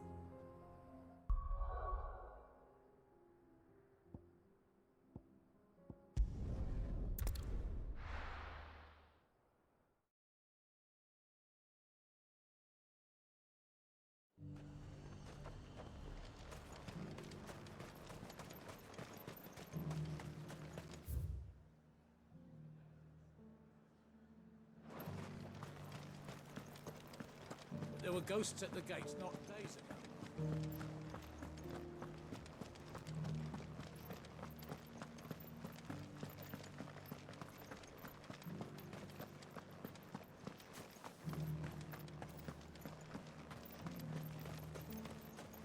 As long as you remain. You heard the Herald?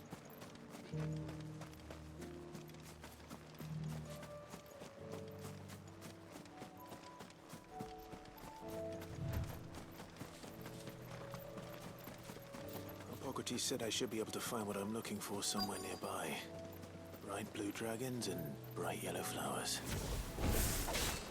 This must be our wyvern. All right. Let's get this over with. Ah!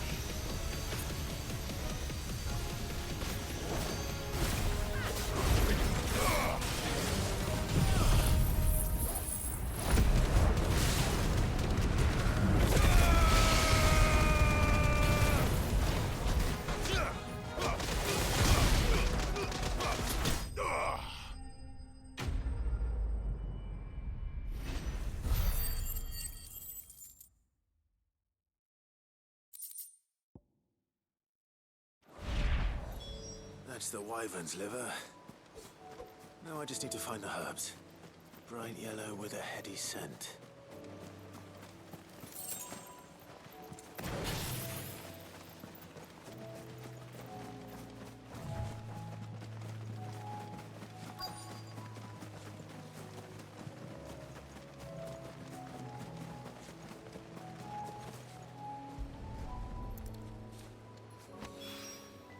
I think that's everything Molly needs to resurrect her recipe.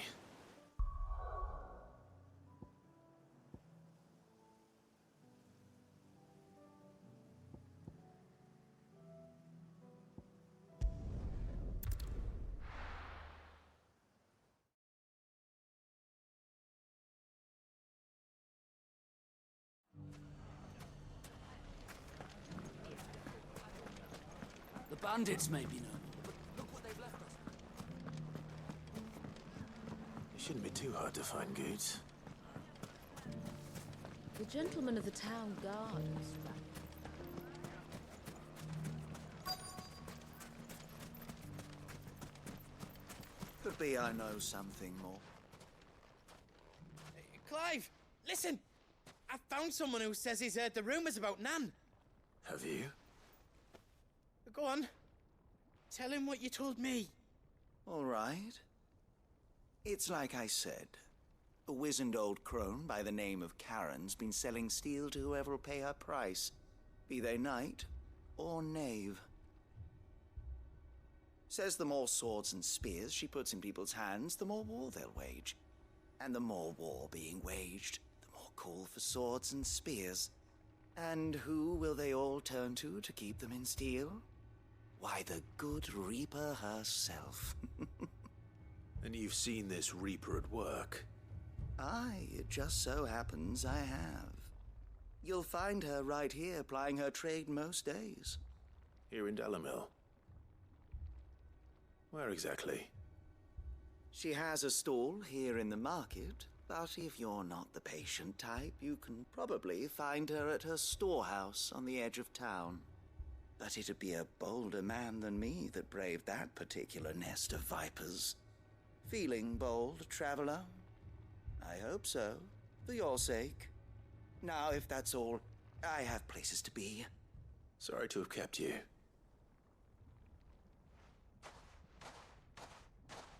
You don't think Nan's the Reaper, do you? Not unless she's discovered the secret of how to be in two places at once. Eh? What do you mean? Lady Karen hasn't left the hideaway in weeks. So who has been running this stall he spoke of? Good question. I'll go and have a look. And I'll visit this storehouse on the edge of town. All right, but be careful, Clive. You too, Goots.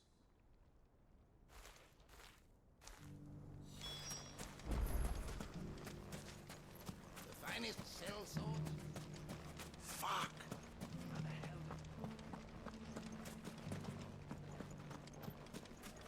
The gentleman of the town guard is around. Mummy. What a mess.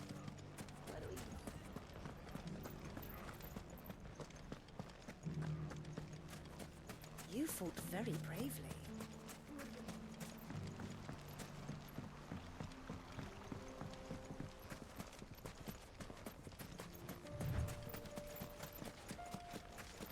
Time to brave the Viper.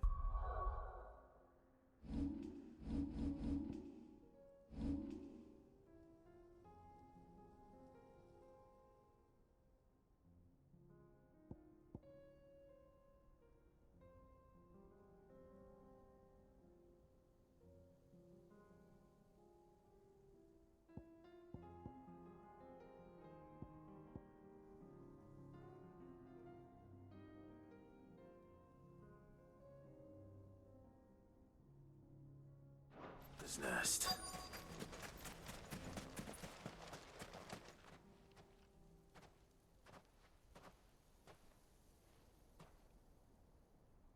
Just you, is it? Thought I might have laid it on a bit thick. It was a fairly unconvincing tale. So, what now? That's up to you. Die a slow death, or a quick one. Boys, he's all yours. But that sword is mine.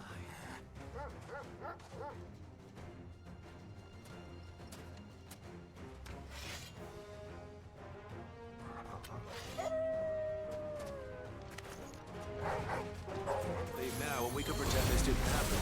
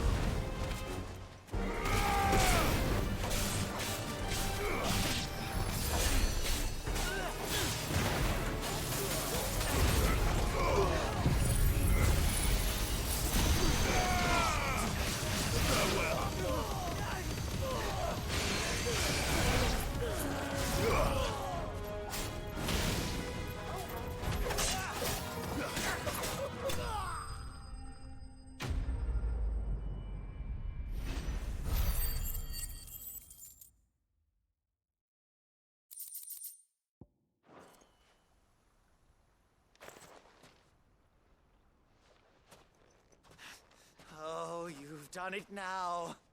Go on. Tell me what I've done. When the Borgwyn finds out you've killed his men, he'll have your head. He only wanted that bull of a manservant, the dim one always clinging to Karen's skirts. You weren't even supposed to be here. Who the hell are you anyway? What were you going to do to him? The Borgwyn wanted him to get to Karen. I was only supposed to point the lamp in the right direction once he arrived in Dalamil. But then you turned up. Well, go on then. If you're going to end me, end me.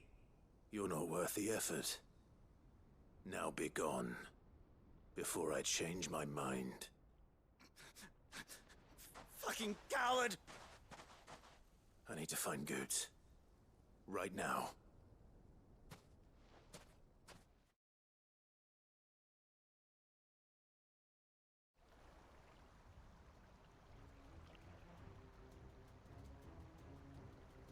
Get your filthy paws off me, you naughty painted lout!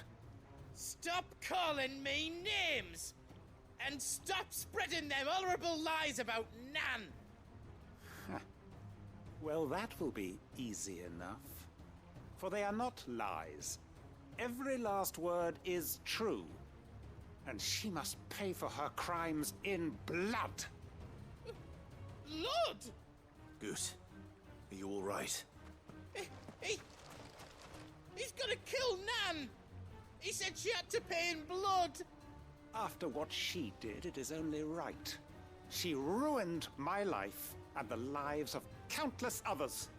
That loathsome harpy's very existence is a crime, and I will not allow it to continue. Goots, was it? I have no quarrel with you. Only with your employer. Run along now. You need not pay for her sins. No. No? I don't care what she did. I won't let you hurt Nan. Promise me you won't hurt her, or I'll kill you myself! Goots, no. Enough, all of you! Karen. But how did you? You're a sight less clever than you think you are, the pair of you. Did you think I wouldn't notice the two of you slinking off together? Well, the whole thing got me thinking, who in Dalimil might bear me a grudge? And a certain snivelling shit I ran afoul of in my fairy years came to mind. Though it was just Bogan back then, wasn't it? I thought the years might have taught you some sense, but I see you're the same pants-pissing craven you've always been. What was it we called you? Wet legs?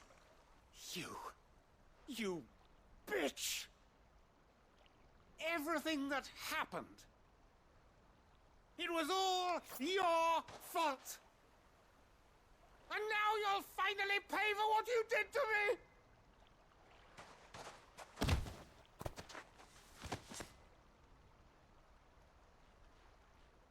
Goots, you... If you want a piece of Nan, you'll have to go through me. Fuck! You great galoot. Out of the way, I can handle this myself. So, Wet Legs, you remember what you told me when we last met? An eye for an eye. Wise words, Sam. Wise words. And now, it's time to collect.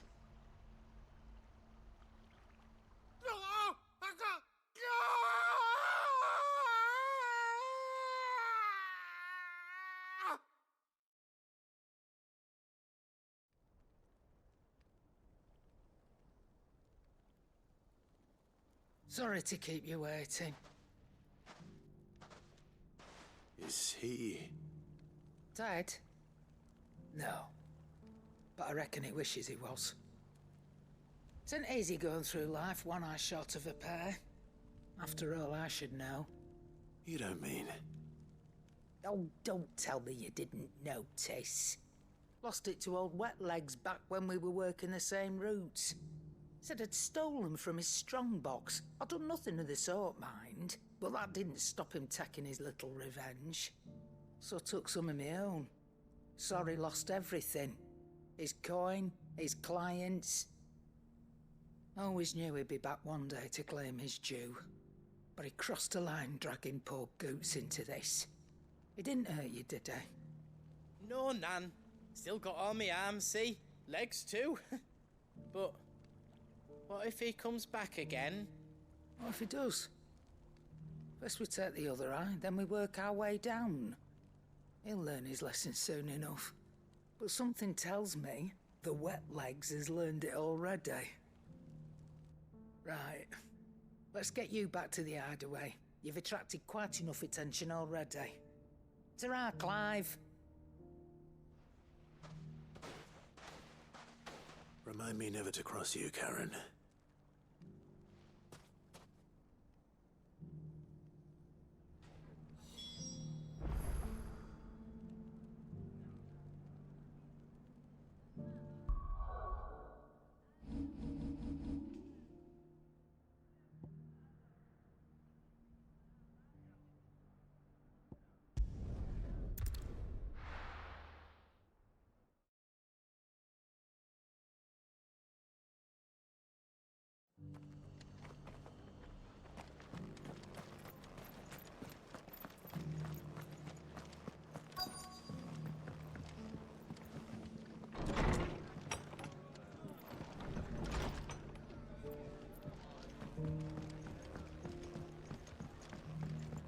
My Lord Marquis, it is you. Then you received my letter. I am Sebastian Rutherford, Chief Steward of your Lord Uncle's estate. Of course. We met once before. Yes, my lord. Thank you for coming. And what was so sensitive that you couldn't put it in writing? 1,000 apologies, my lord. I did not mean to offend. I merely... It's all right. Continue. I am here at Martha's Rest, at the behest of your Lord Uncle, tasked with learning what I am able of the realm's current state of affairs.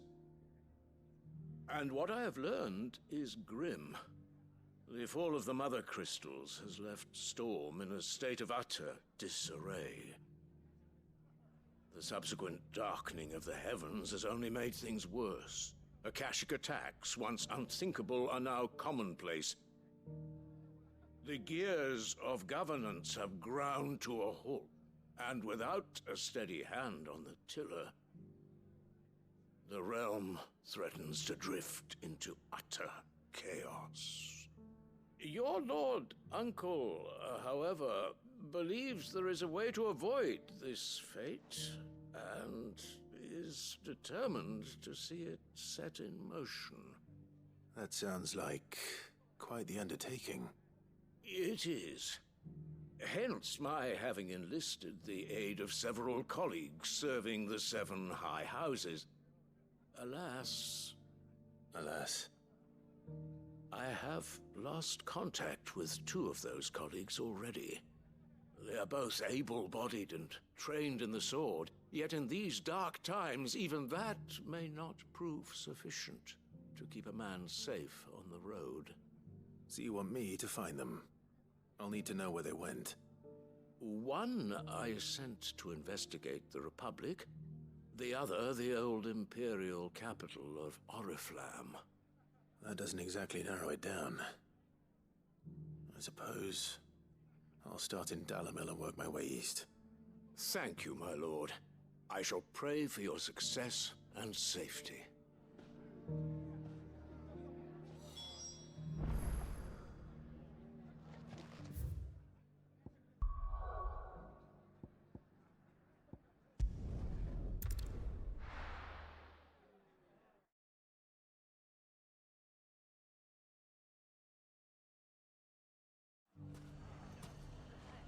It's not going to be easy finding one man in an entire republic.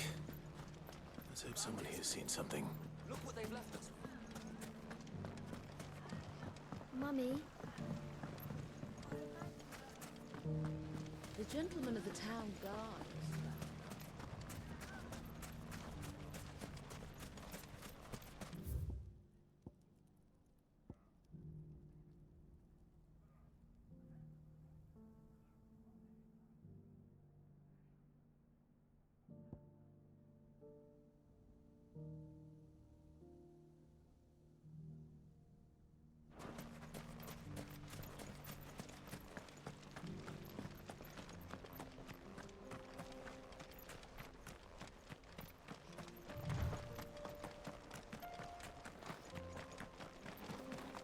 Someone's got himself in trouble.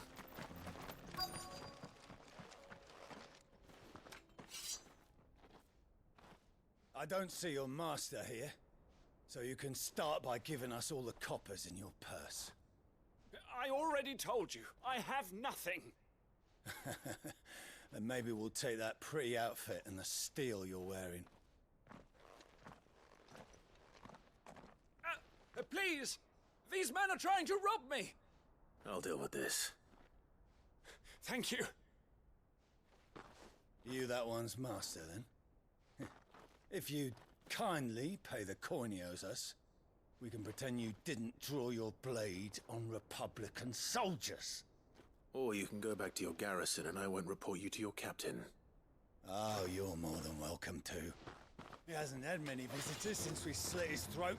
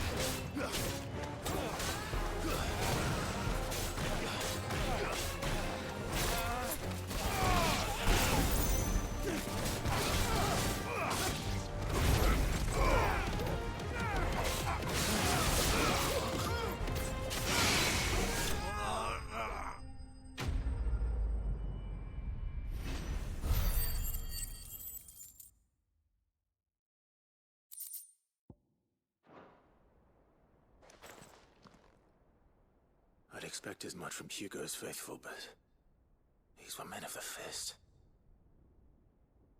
Much has changed in the Republican army since they lost their rock. You've seen this kind of thing before, then? Many times. I was sent here to observe the situation. You're one of Rutherford's men.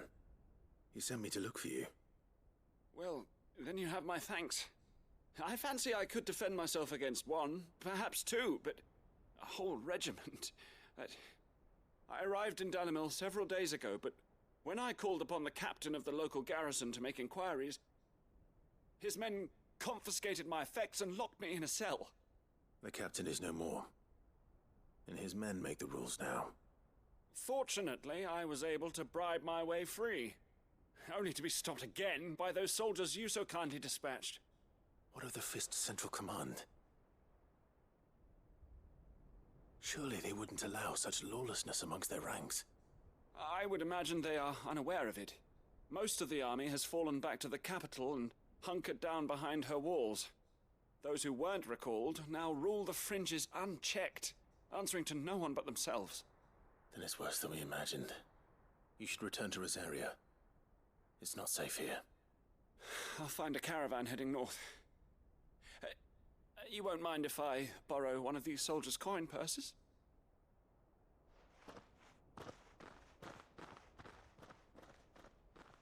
Not at all. Now, to find this second associate of Rutherford's. If he was bound for Oriflamme, I'll start at Northreach and see if I can pick up his trail.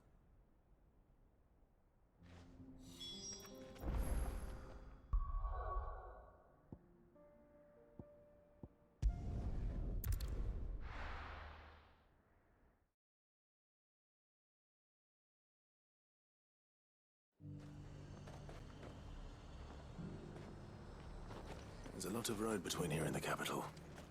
Rutherford's man could be anywhere.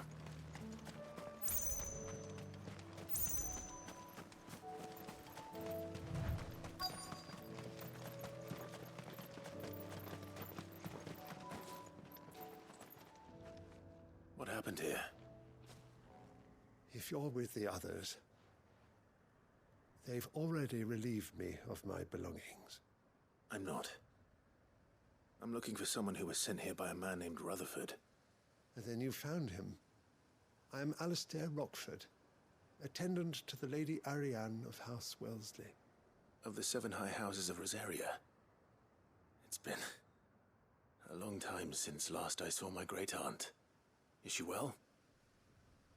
My Lord Marquis? Yes. Yes, she is. The Lady Dowager has granted me leave to assist your Uncle Stuart. I was on my way back from the old capital when I saw some villagers being robbed on the road here. Bandits? They looked more like field hands, but it didn't matter in the end. I did what I could to help the victims, but all it earned me was a pommel to the temple. Which way did they go? South, toward the gate. All right. I'll take care of them. Founder knows I've met enough of their kind. You head back to Northreach, visit the Vale, tell them I sent you. Thank you. I shall. Founder be your shield.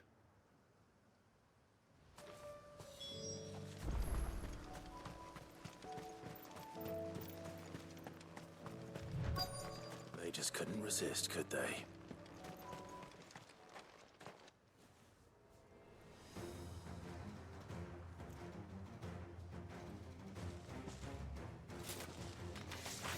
This one's ours, pretty boy. All yours, Torgal! Now, Torgal! This one!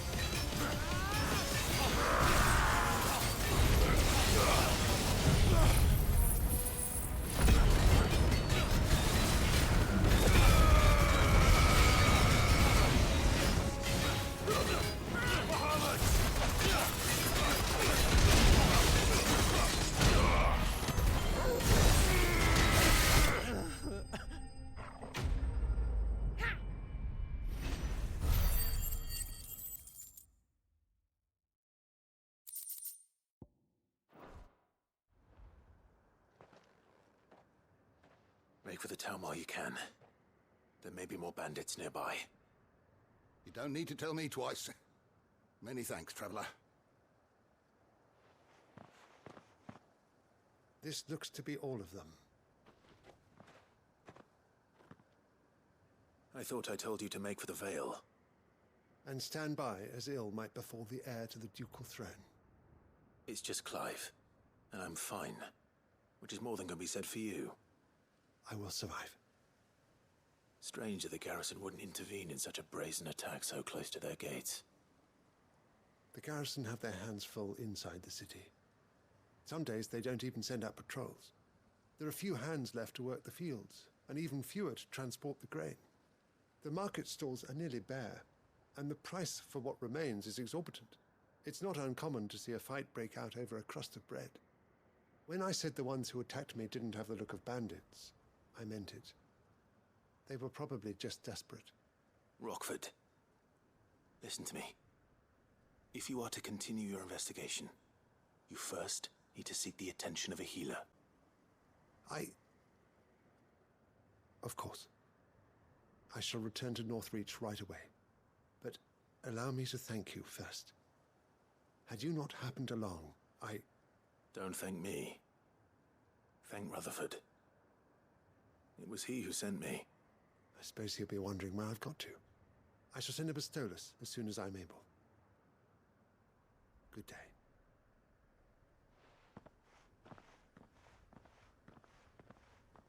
My uncle certainly has his work cut out for him. If it isn't already too late. I should go and tell Rutherford that his colleagues are still in one piece.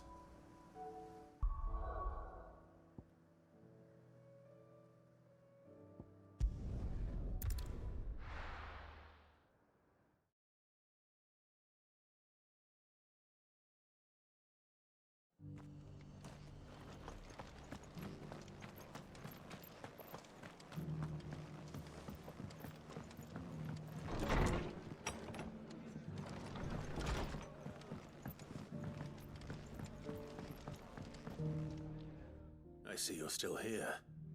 The Rest's location affords a constant flow of traders, and with it, a constant flow of information. Speaking of which, I received word from both my associates. They have resumed their investigations, thanks to you. I only happened to be in the right place at the right time. They both seem to think the realm's prospects rather grim. I am afraid that grim would be putting it lightly. Storm is in crisis, and if we are to free her, we must work quickly. And we must work together. Such is your Lord Uncle's wish. As it is mine.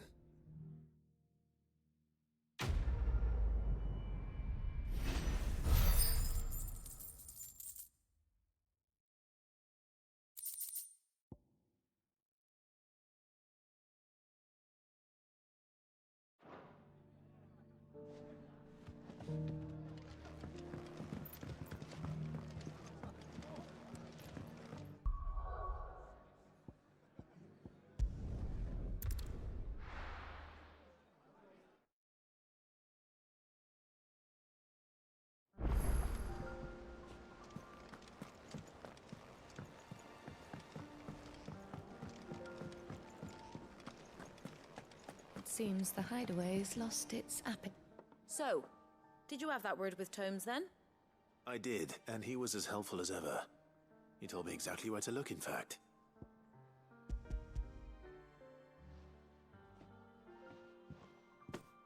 And what precisely will I be cooking up? Or is it better not to know? Blueback wyvern liver. And, a herb known as Saint's Bonnet. Ah, wyvern livers, was it? Well, at least it weren't actual worms, I suppose. Now then, you stay right where you are. I've got some cooking to do. Let's hope these grand old chefs of yore knew what they were on about.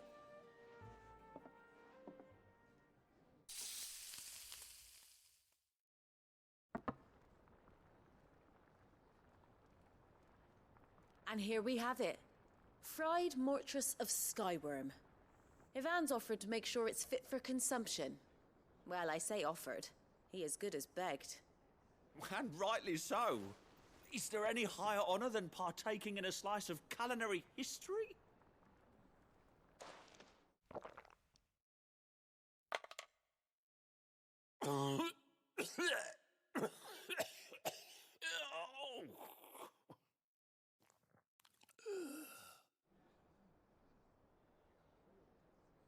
So, not fit for consumption then? What witchery is this? The crackle of the crust gives way to an almost violent richness. Yet, it is the piquant kiss of the saint's bonnet that tames this savage dish. It is a tour de force, a force of nature even, a maelstrom of flavour and sensation, a graceful beast emerging from centuries of slumber. I think he likes it. Well, I can't quite tell with all that nonsense he's talking, but I reckon you might be right. It was decent then, I take it. Decent? It's remarkable, and I defy any man to say a word to the contrary. Sid, might I suggest that you command a party of your finest men and women to procure a dozen blueback wyverns forthwith? I'll give it some thought.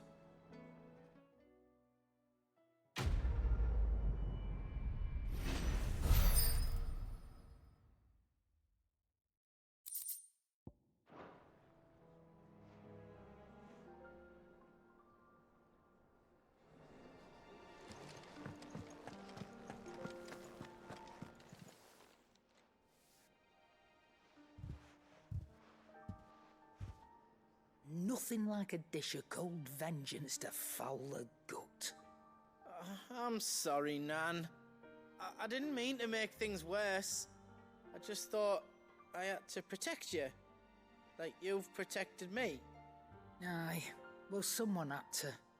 Your parents certainly didn't give a whit for your well-being. Reckon the both of us would be worse off if I'd not taken you on. You've always been me right eye, Goots. And I'd have you stay that way. So don't you dare go looking for trouble again.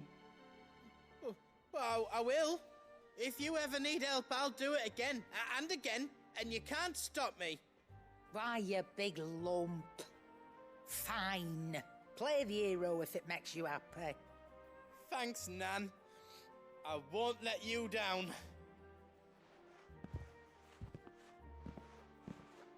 There's nothing he wouldn't do for you. That's as maybe. But if he's ever to make his own way in life, he'll need to start looking out for himself as well. Till then, he'll need people to watch his back, just like you did in Dalamil. Don't think I didn't appreciate that. Of course. His family. Stop it. You make me one good eye, mister. I don't go thinking that'll do you any favours. A potion today'll cost you the same as it did yesterday.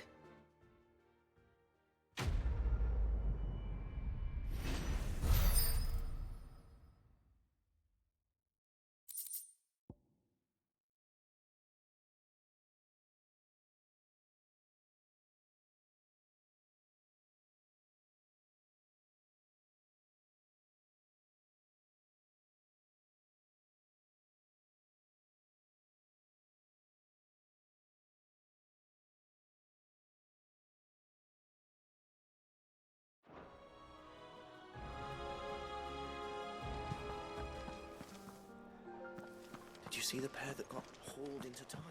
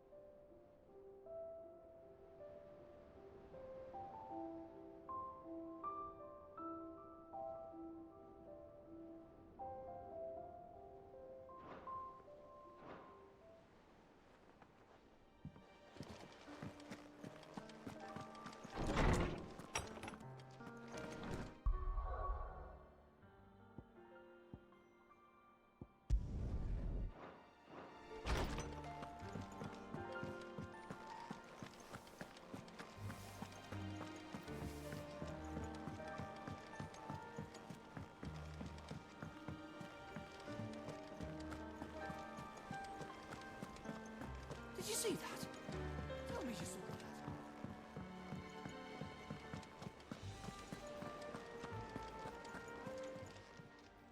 Fancy a look at the list, do you? Anything catch your eye?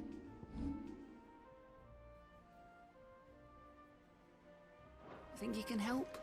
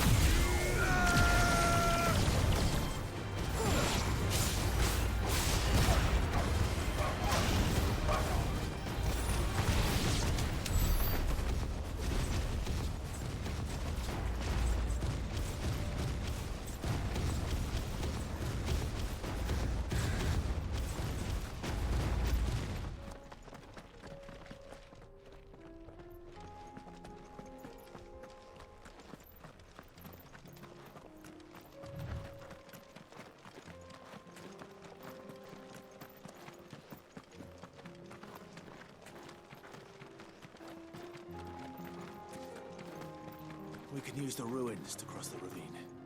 Assuming they will allow it, the Echoes have a will of their own.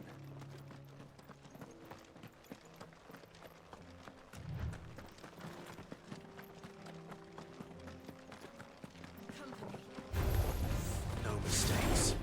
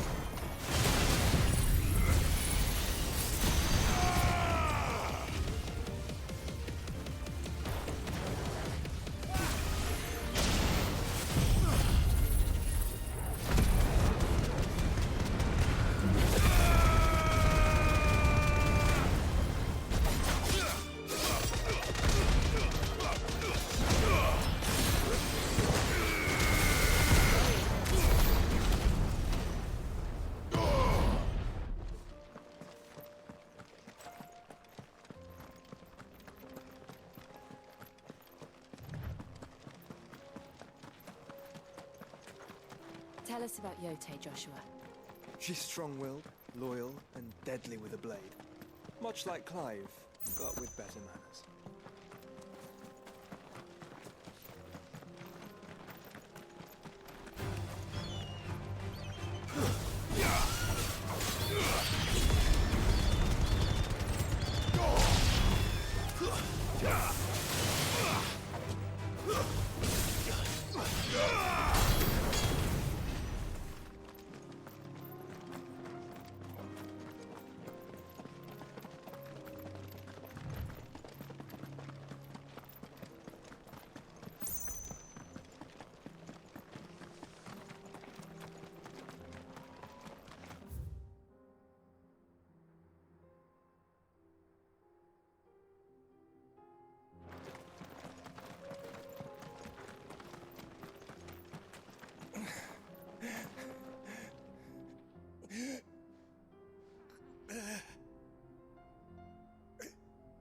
You're injured.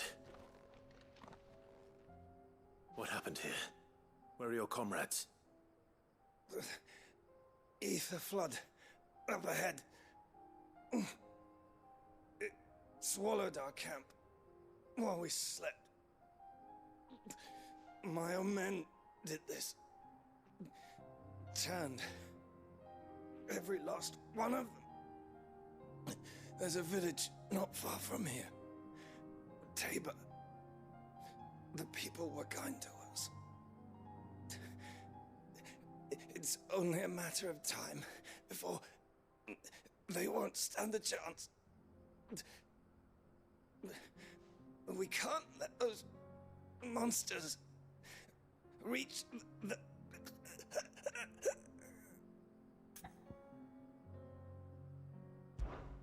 I'll go. You catch your breath. Thank you. Our encampment is up ahead. Just off the track. They must not reach Tabor. Forgive me, Lord Kuka. Rest well, soldier.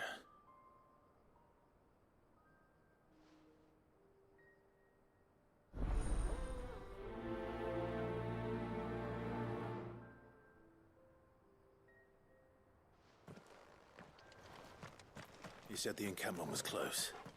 Let's hope the Akashic are still there. Another ether flood. They're everywhere now. We can't go round it. Then we'll just have to be careful. Right. Got here in time.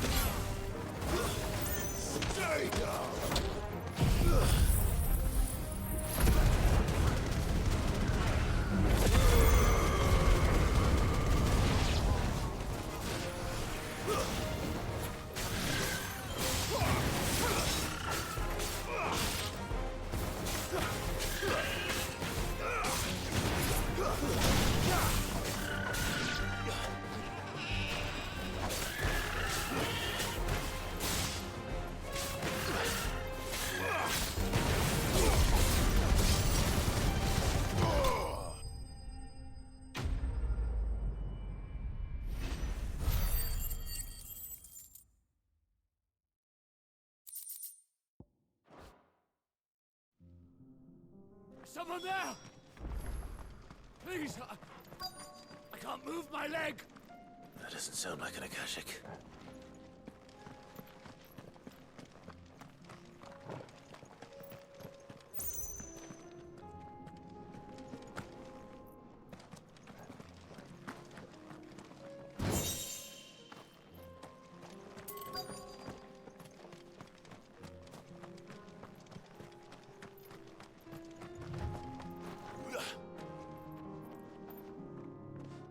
Battalion? I am. I heard the fighting. Are the others? Taken care of. One of your brothers in arms told me what happened and asked for help. Another survivor. Where is he? Tell me. His wounds were too deep.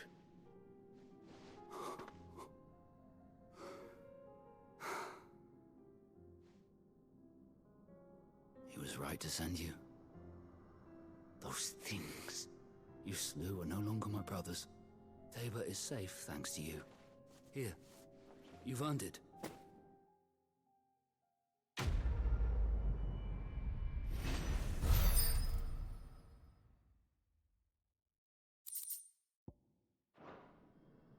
You seem familiar. Have we met? You must have me confused with someone else. Wait.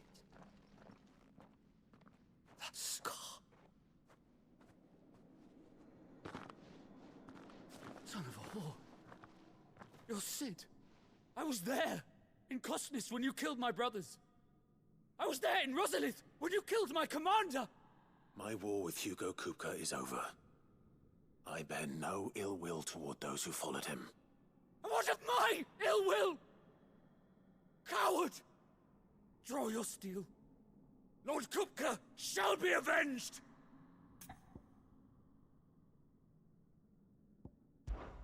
Fine. If you insist. For Titan!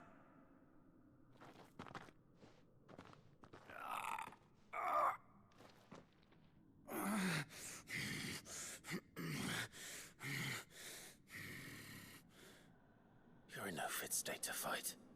And this should be easy for you. Come on. Kill me! For what? The sins of your master. You and I have no quarrel. And I will not strike a man who cannot defend himself. No. I won't be deceived. Lord Kupka told us of your crimes. You are an outlaw. A murderer, not some Man. Like you or anyone else. I am nothing like you. But if you're not gonna kill me, then go. Leave! Just know that I will find you, Cid. Someday.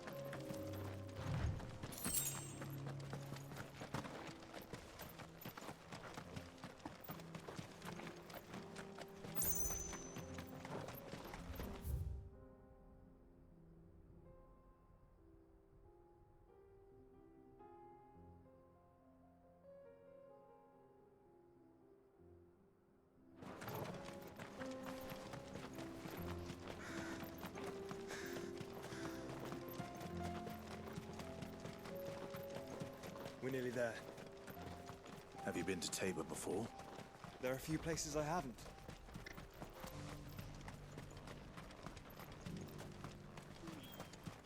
Where now, Joshua? There is a residence just inside the city gates. She awaits us within.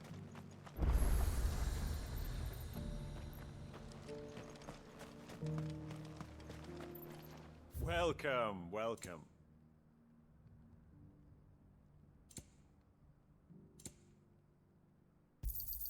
Fine choice.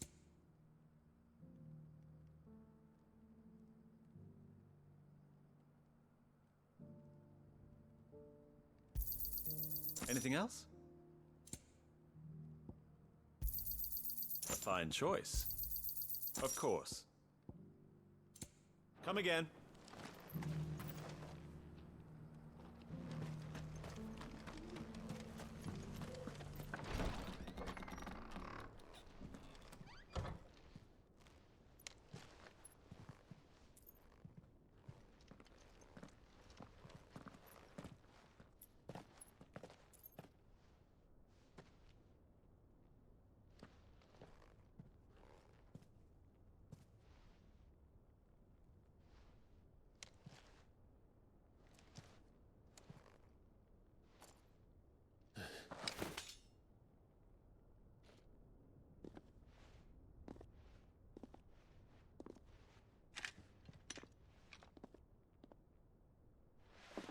My Lord Marquis, it is an honor.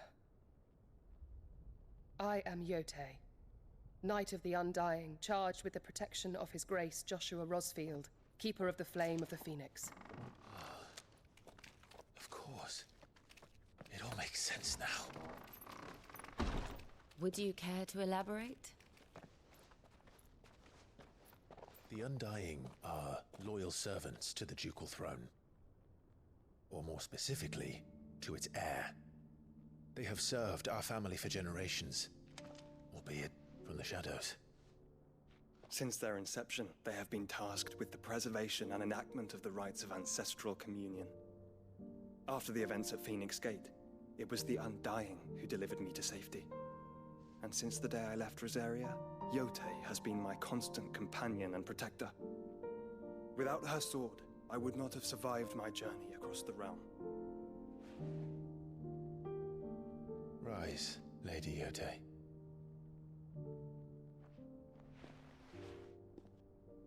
You saved my brother. I owe you a debt I can never repay. I but did my duty. Come now. Tell us what you've discovered. Your Grace. It is as you feared. The vessel we spied off the coast of the Crystalline Dominion on the night of her fall. It was the Einherjar. Beyond any doubt.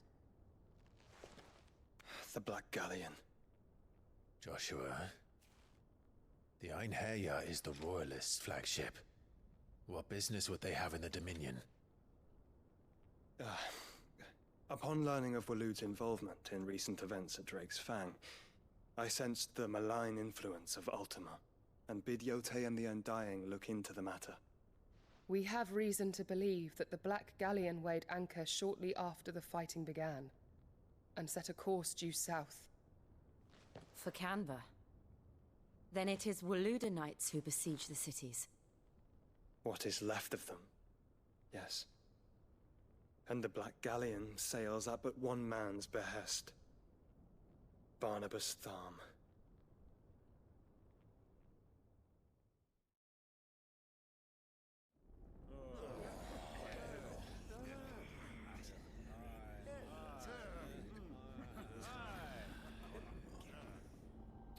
But are we truly safe here in the Agora? The city guard have been paid, if that's what you're implying. All the more reason for them to run. Well, you are free to leave, Lord Minister. Markets abandoned, warehouses aflame, blackened hulls choking every port in the capital. Canva is ruined. The realm teeters on the brink of chaos, and all you can think about is commerce! Forgive us. We were not aware Dhalmekia now subsisted on charity. How dare you?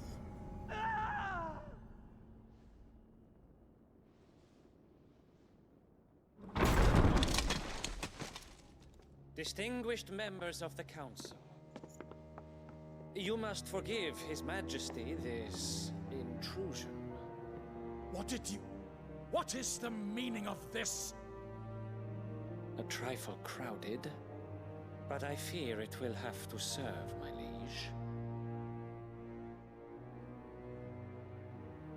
Very well.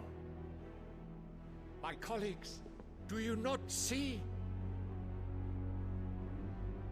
The king! He has come to save us from the Akashic!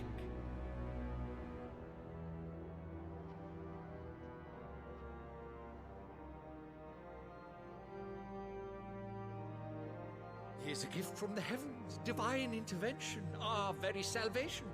And of course, if it is compensation he requires, we would be most willing to negotiate a fair price for services rendered. Fools! Your ignorance unbecomes you. Your Majesty, correct me if I'm wrong, but I would swear that the fiends washing the cobbles of Canva with the blood of her citizens wear the colors of Waloed. Ha! So you do not deny it. Guards, fetter them, and see our guests to the dungeons!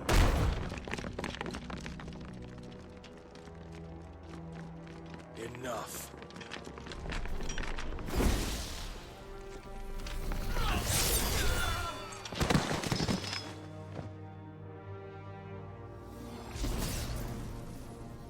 Pathetic creatures.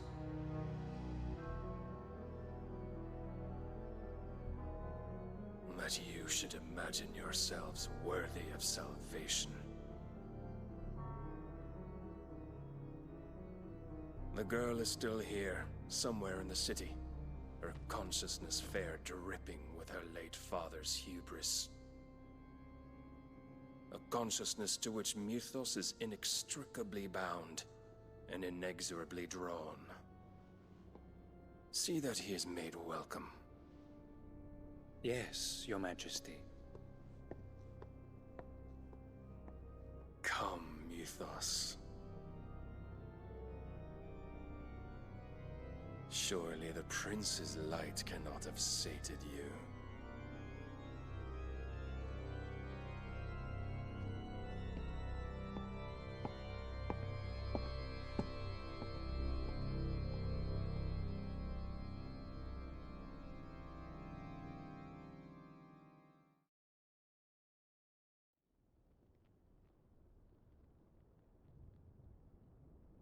So then, how long has Waloed been under Ultima's control?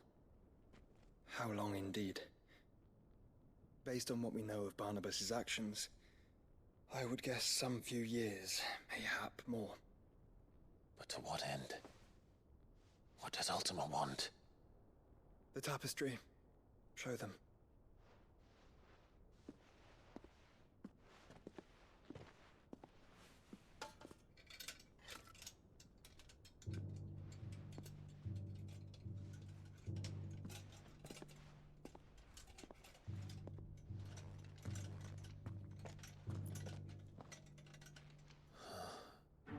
By the flames.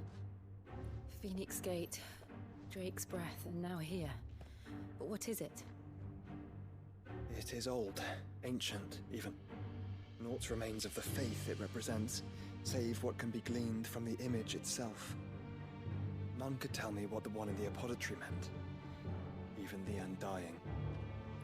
But I believe it may be the key to discerning Ultima's purpose. That figure in the center, the one beneath whom the icons congregate, that I believe to be Ultima. He is a god, or at least godlike, his very existence beyond our ken. The icons, and by extension their dominants, are meant to be his subjects, and while some, like Barnabas, have accepted this role, others have rejected it, like you, Clive, which is rather inconvenient, as it appears he needs you most of all. And gods don't like to be disobeyed. No, I don't suppose they do. Clive, may I tell Yotei of the lake? By all means. Yotei, I will be accompanying my brother to the Free Cities. Whilst we are afield, I would have you watch over those Clive has made his wards. Omielos delan tuisag ilith. Though well concealed, the hideaway lacks trained fighters to defend its occupants should they be discovered. But it is my duty to... As it has ever been my brother's duty, remember. If that is your wish, Your Grace. But please be safe. If aught were to befall you, You have my word.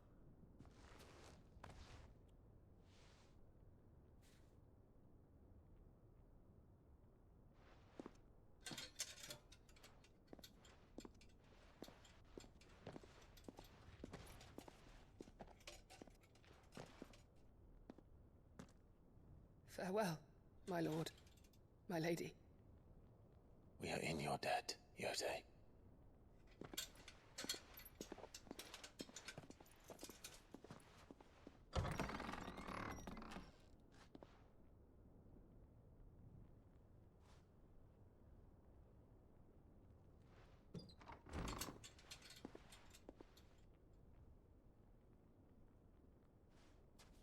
Let's find our friends.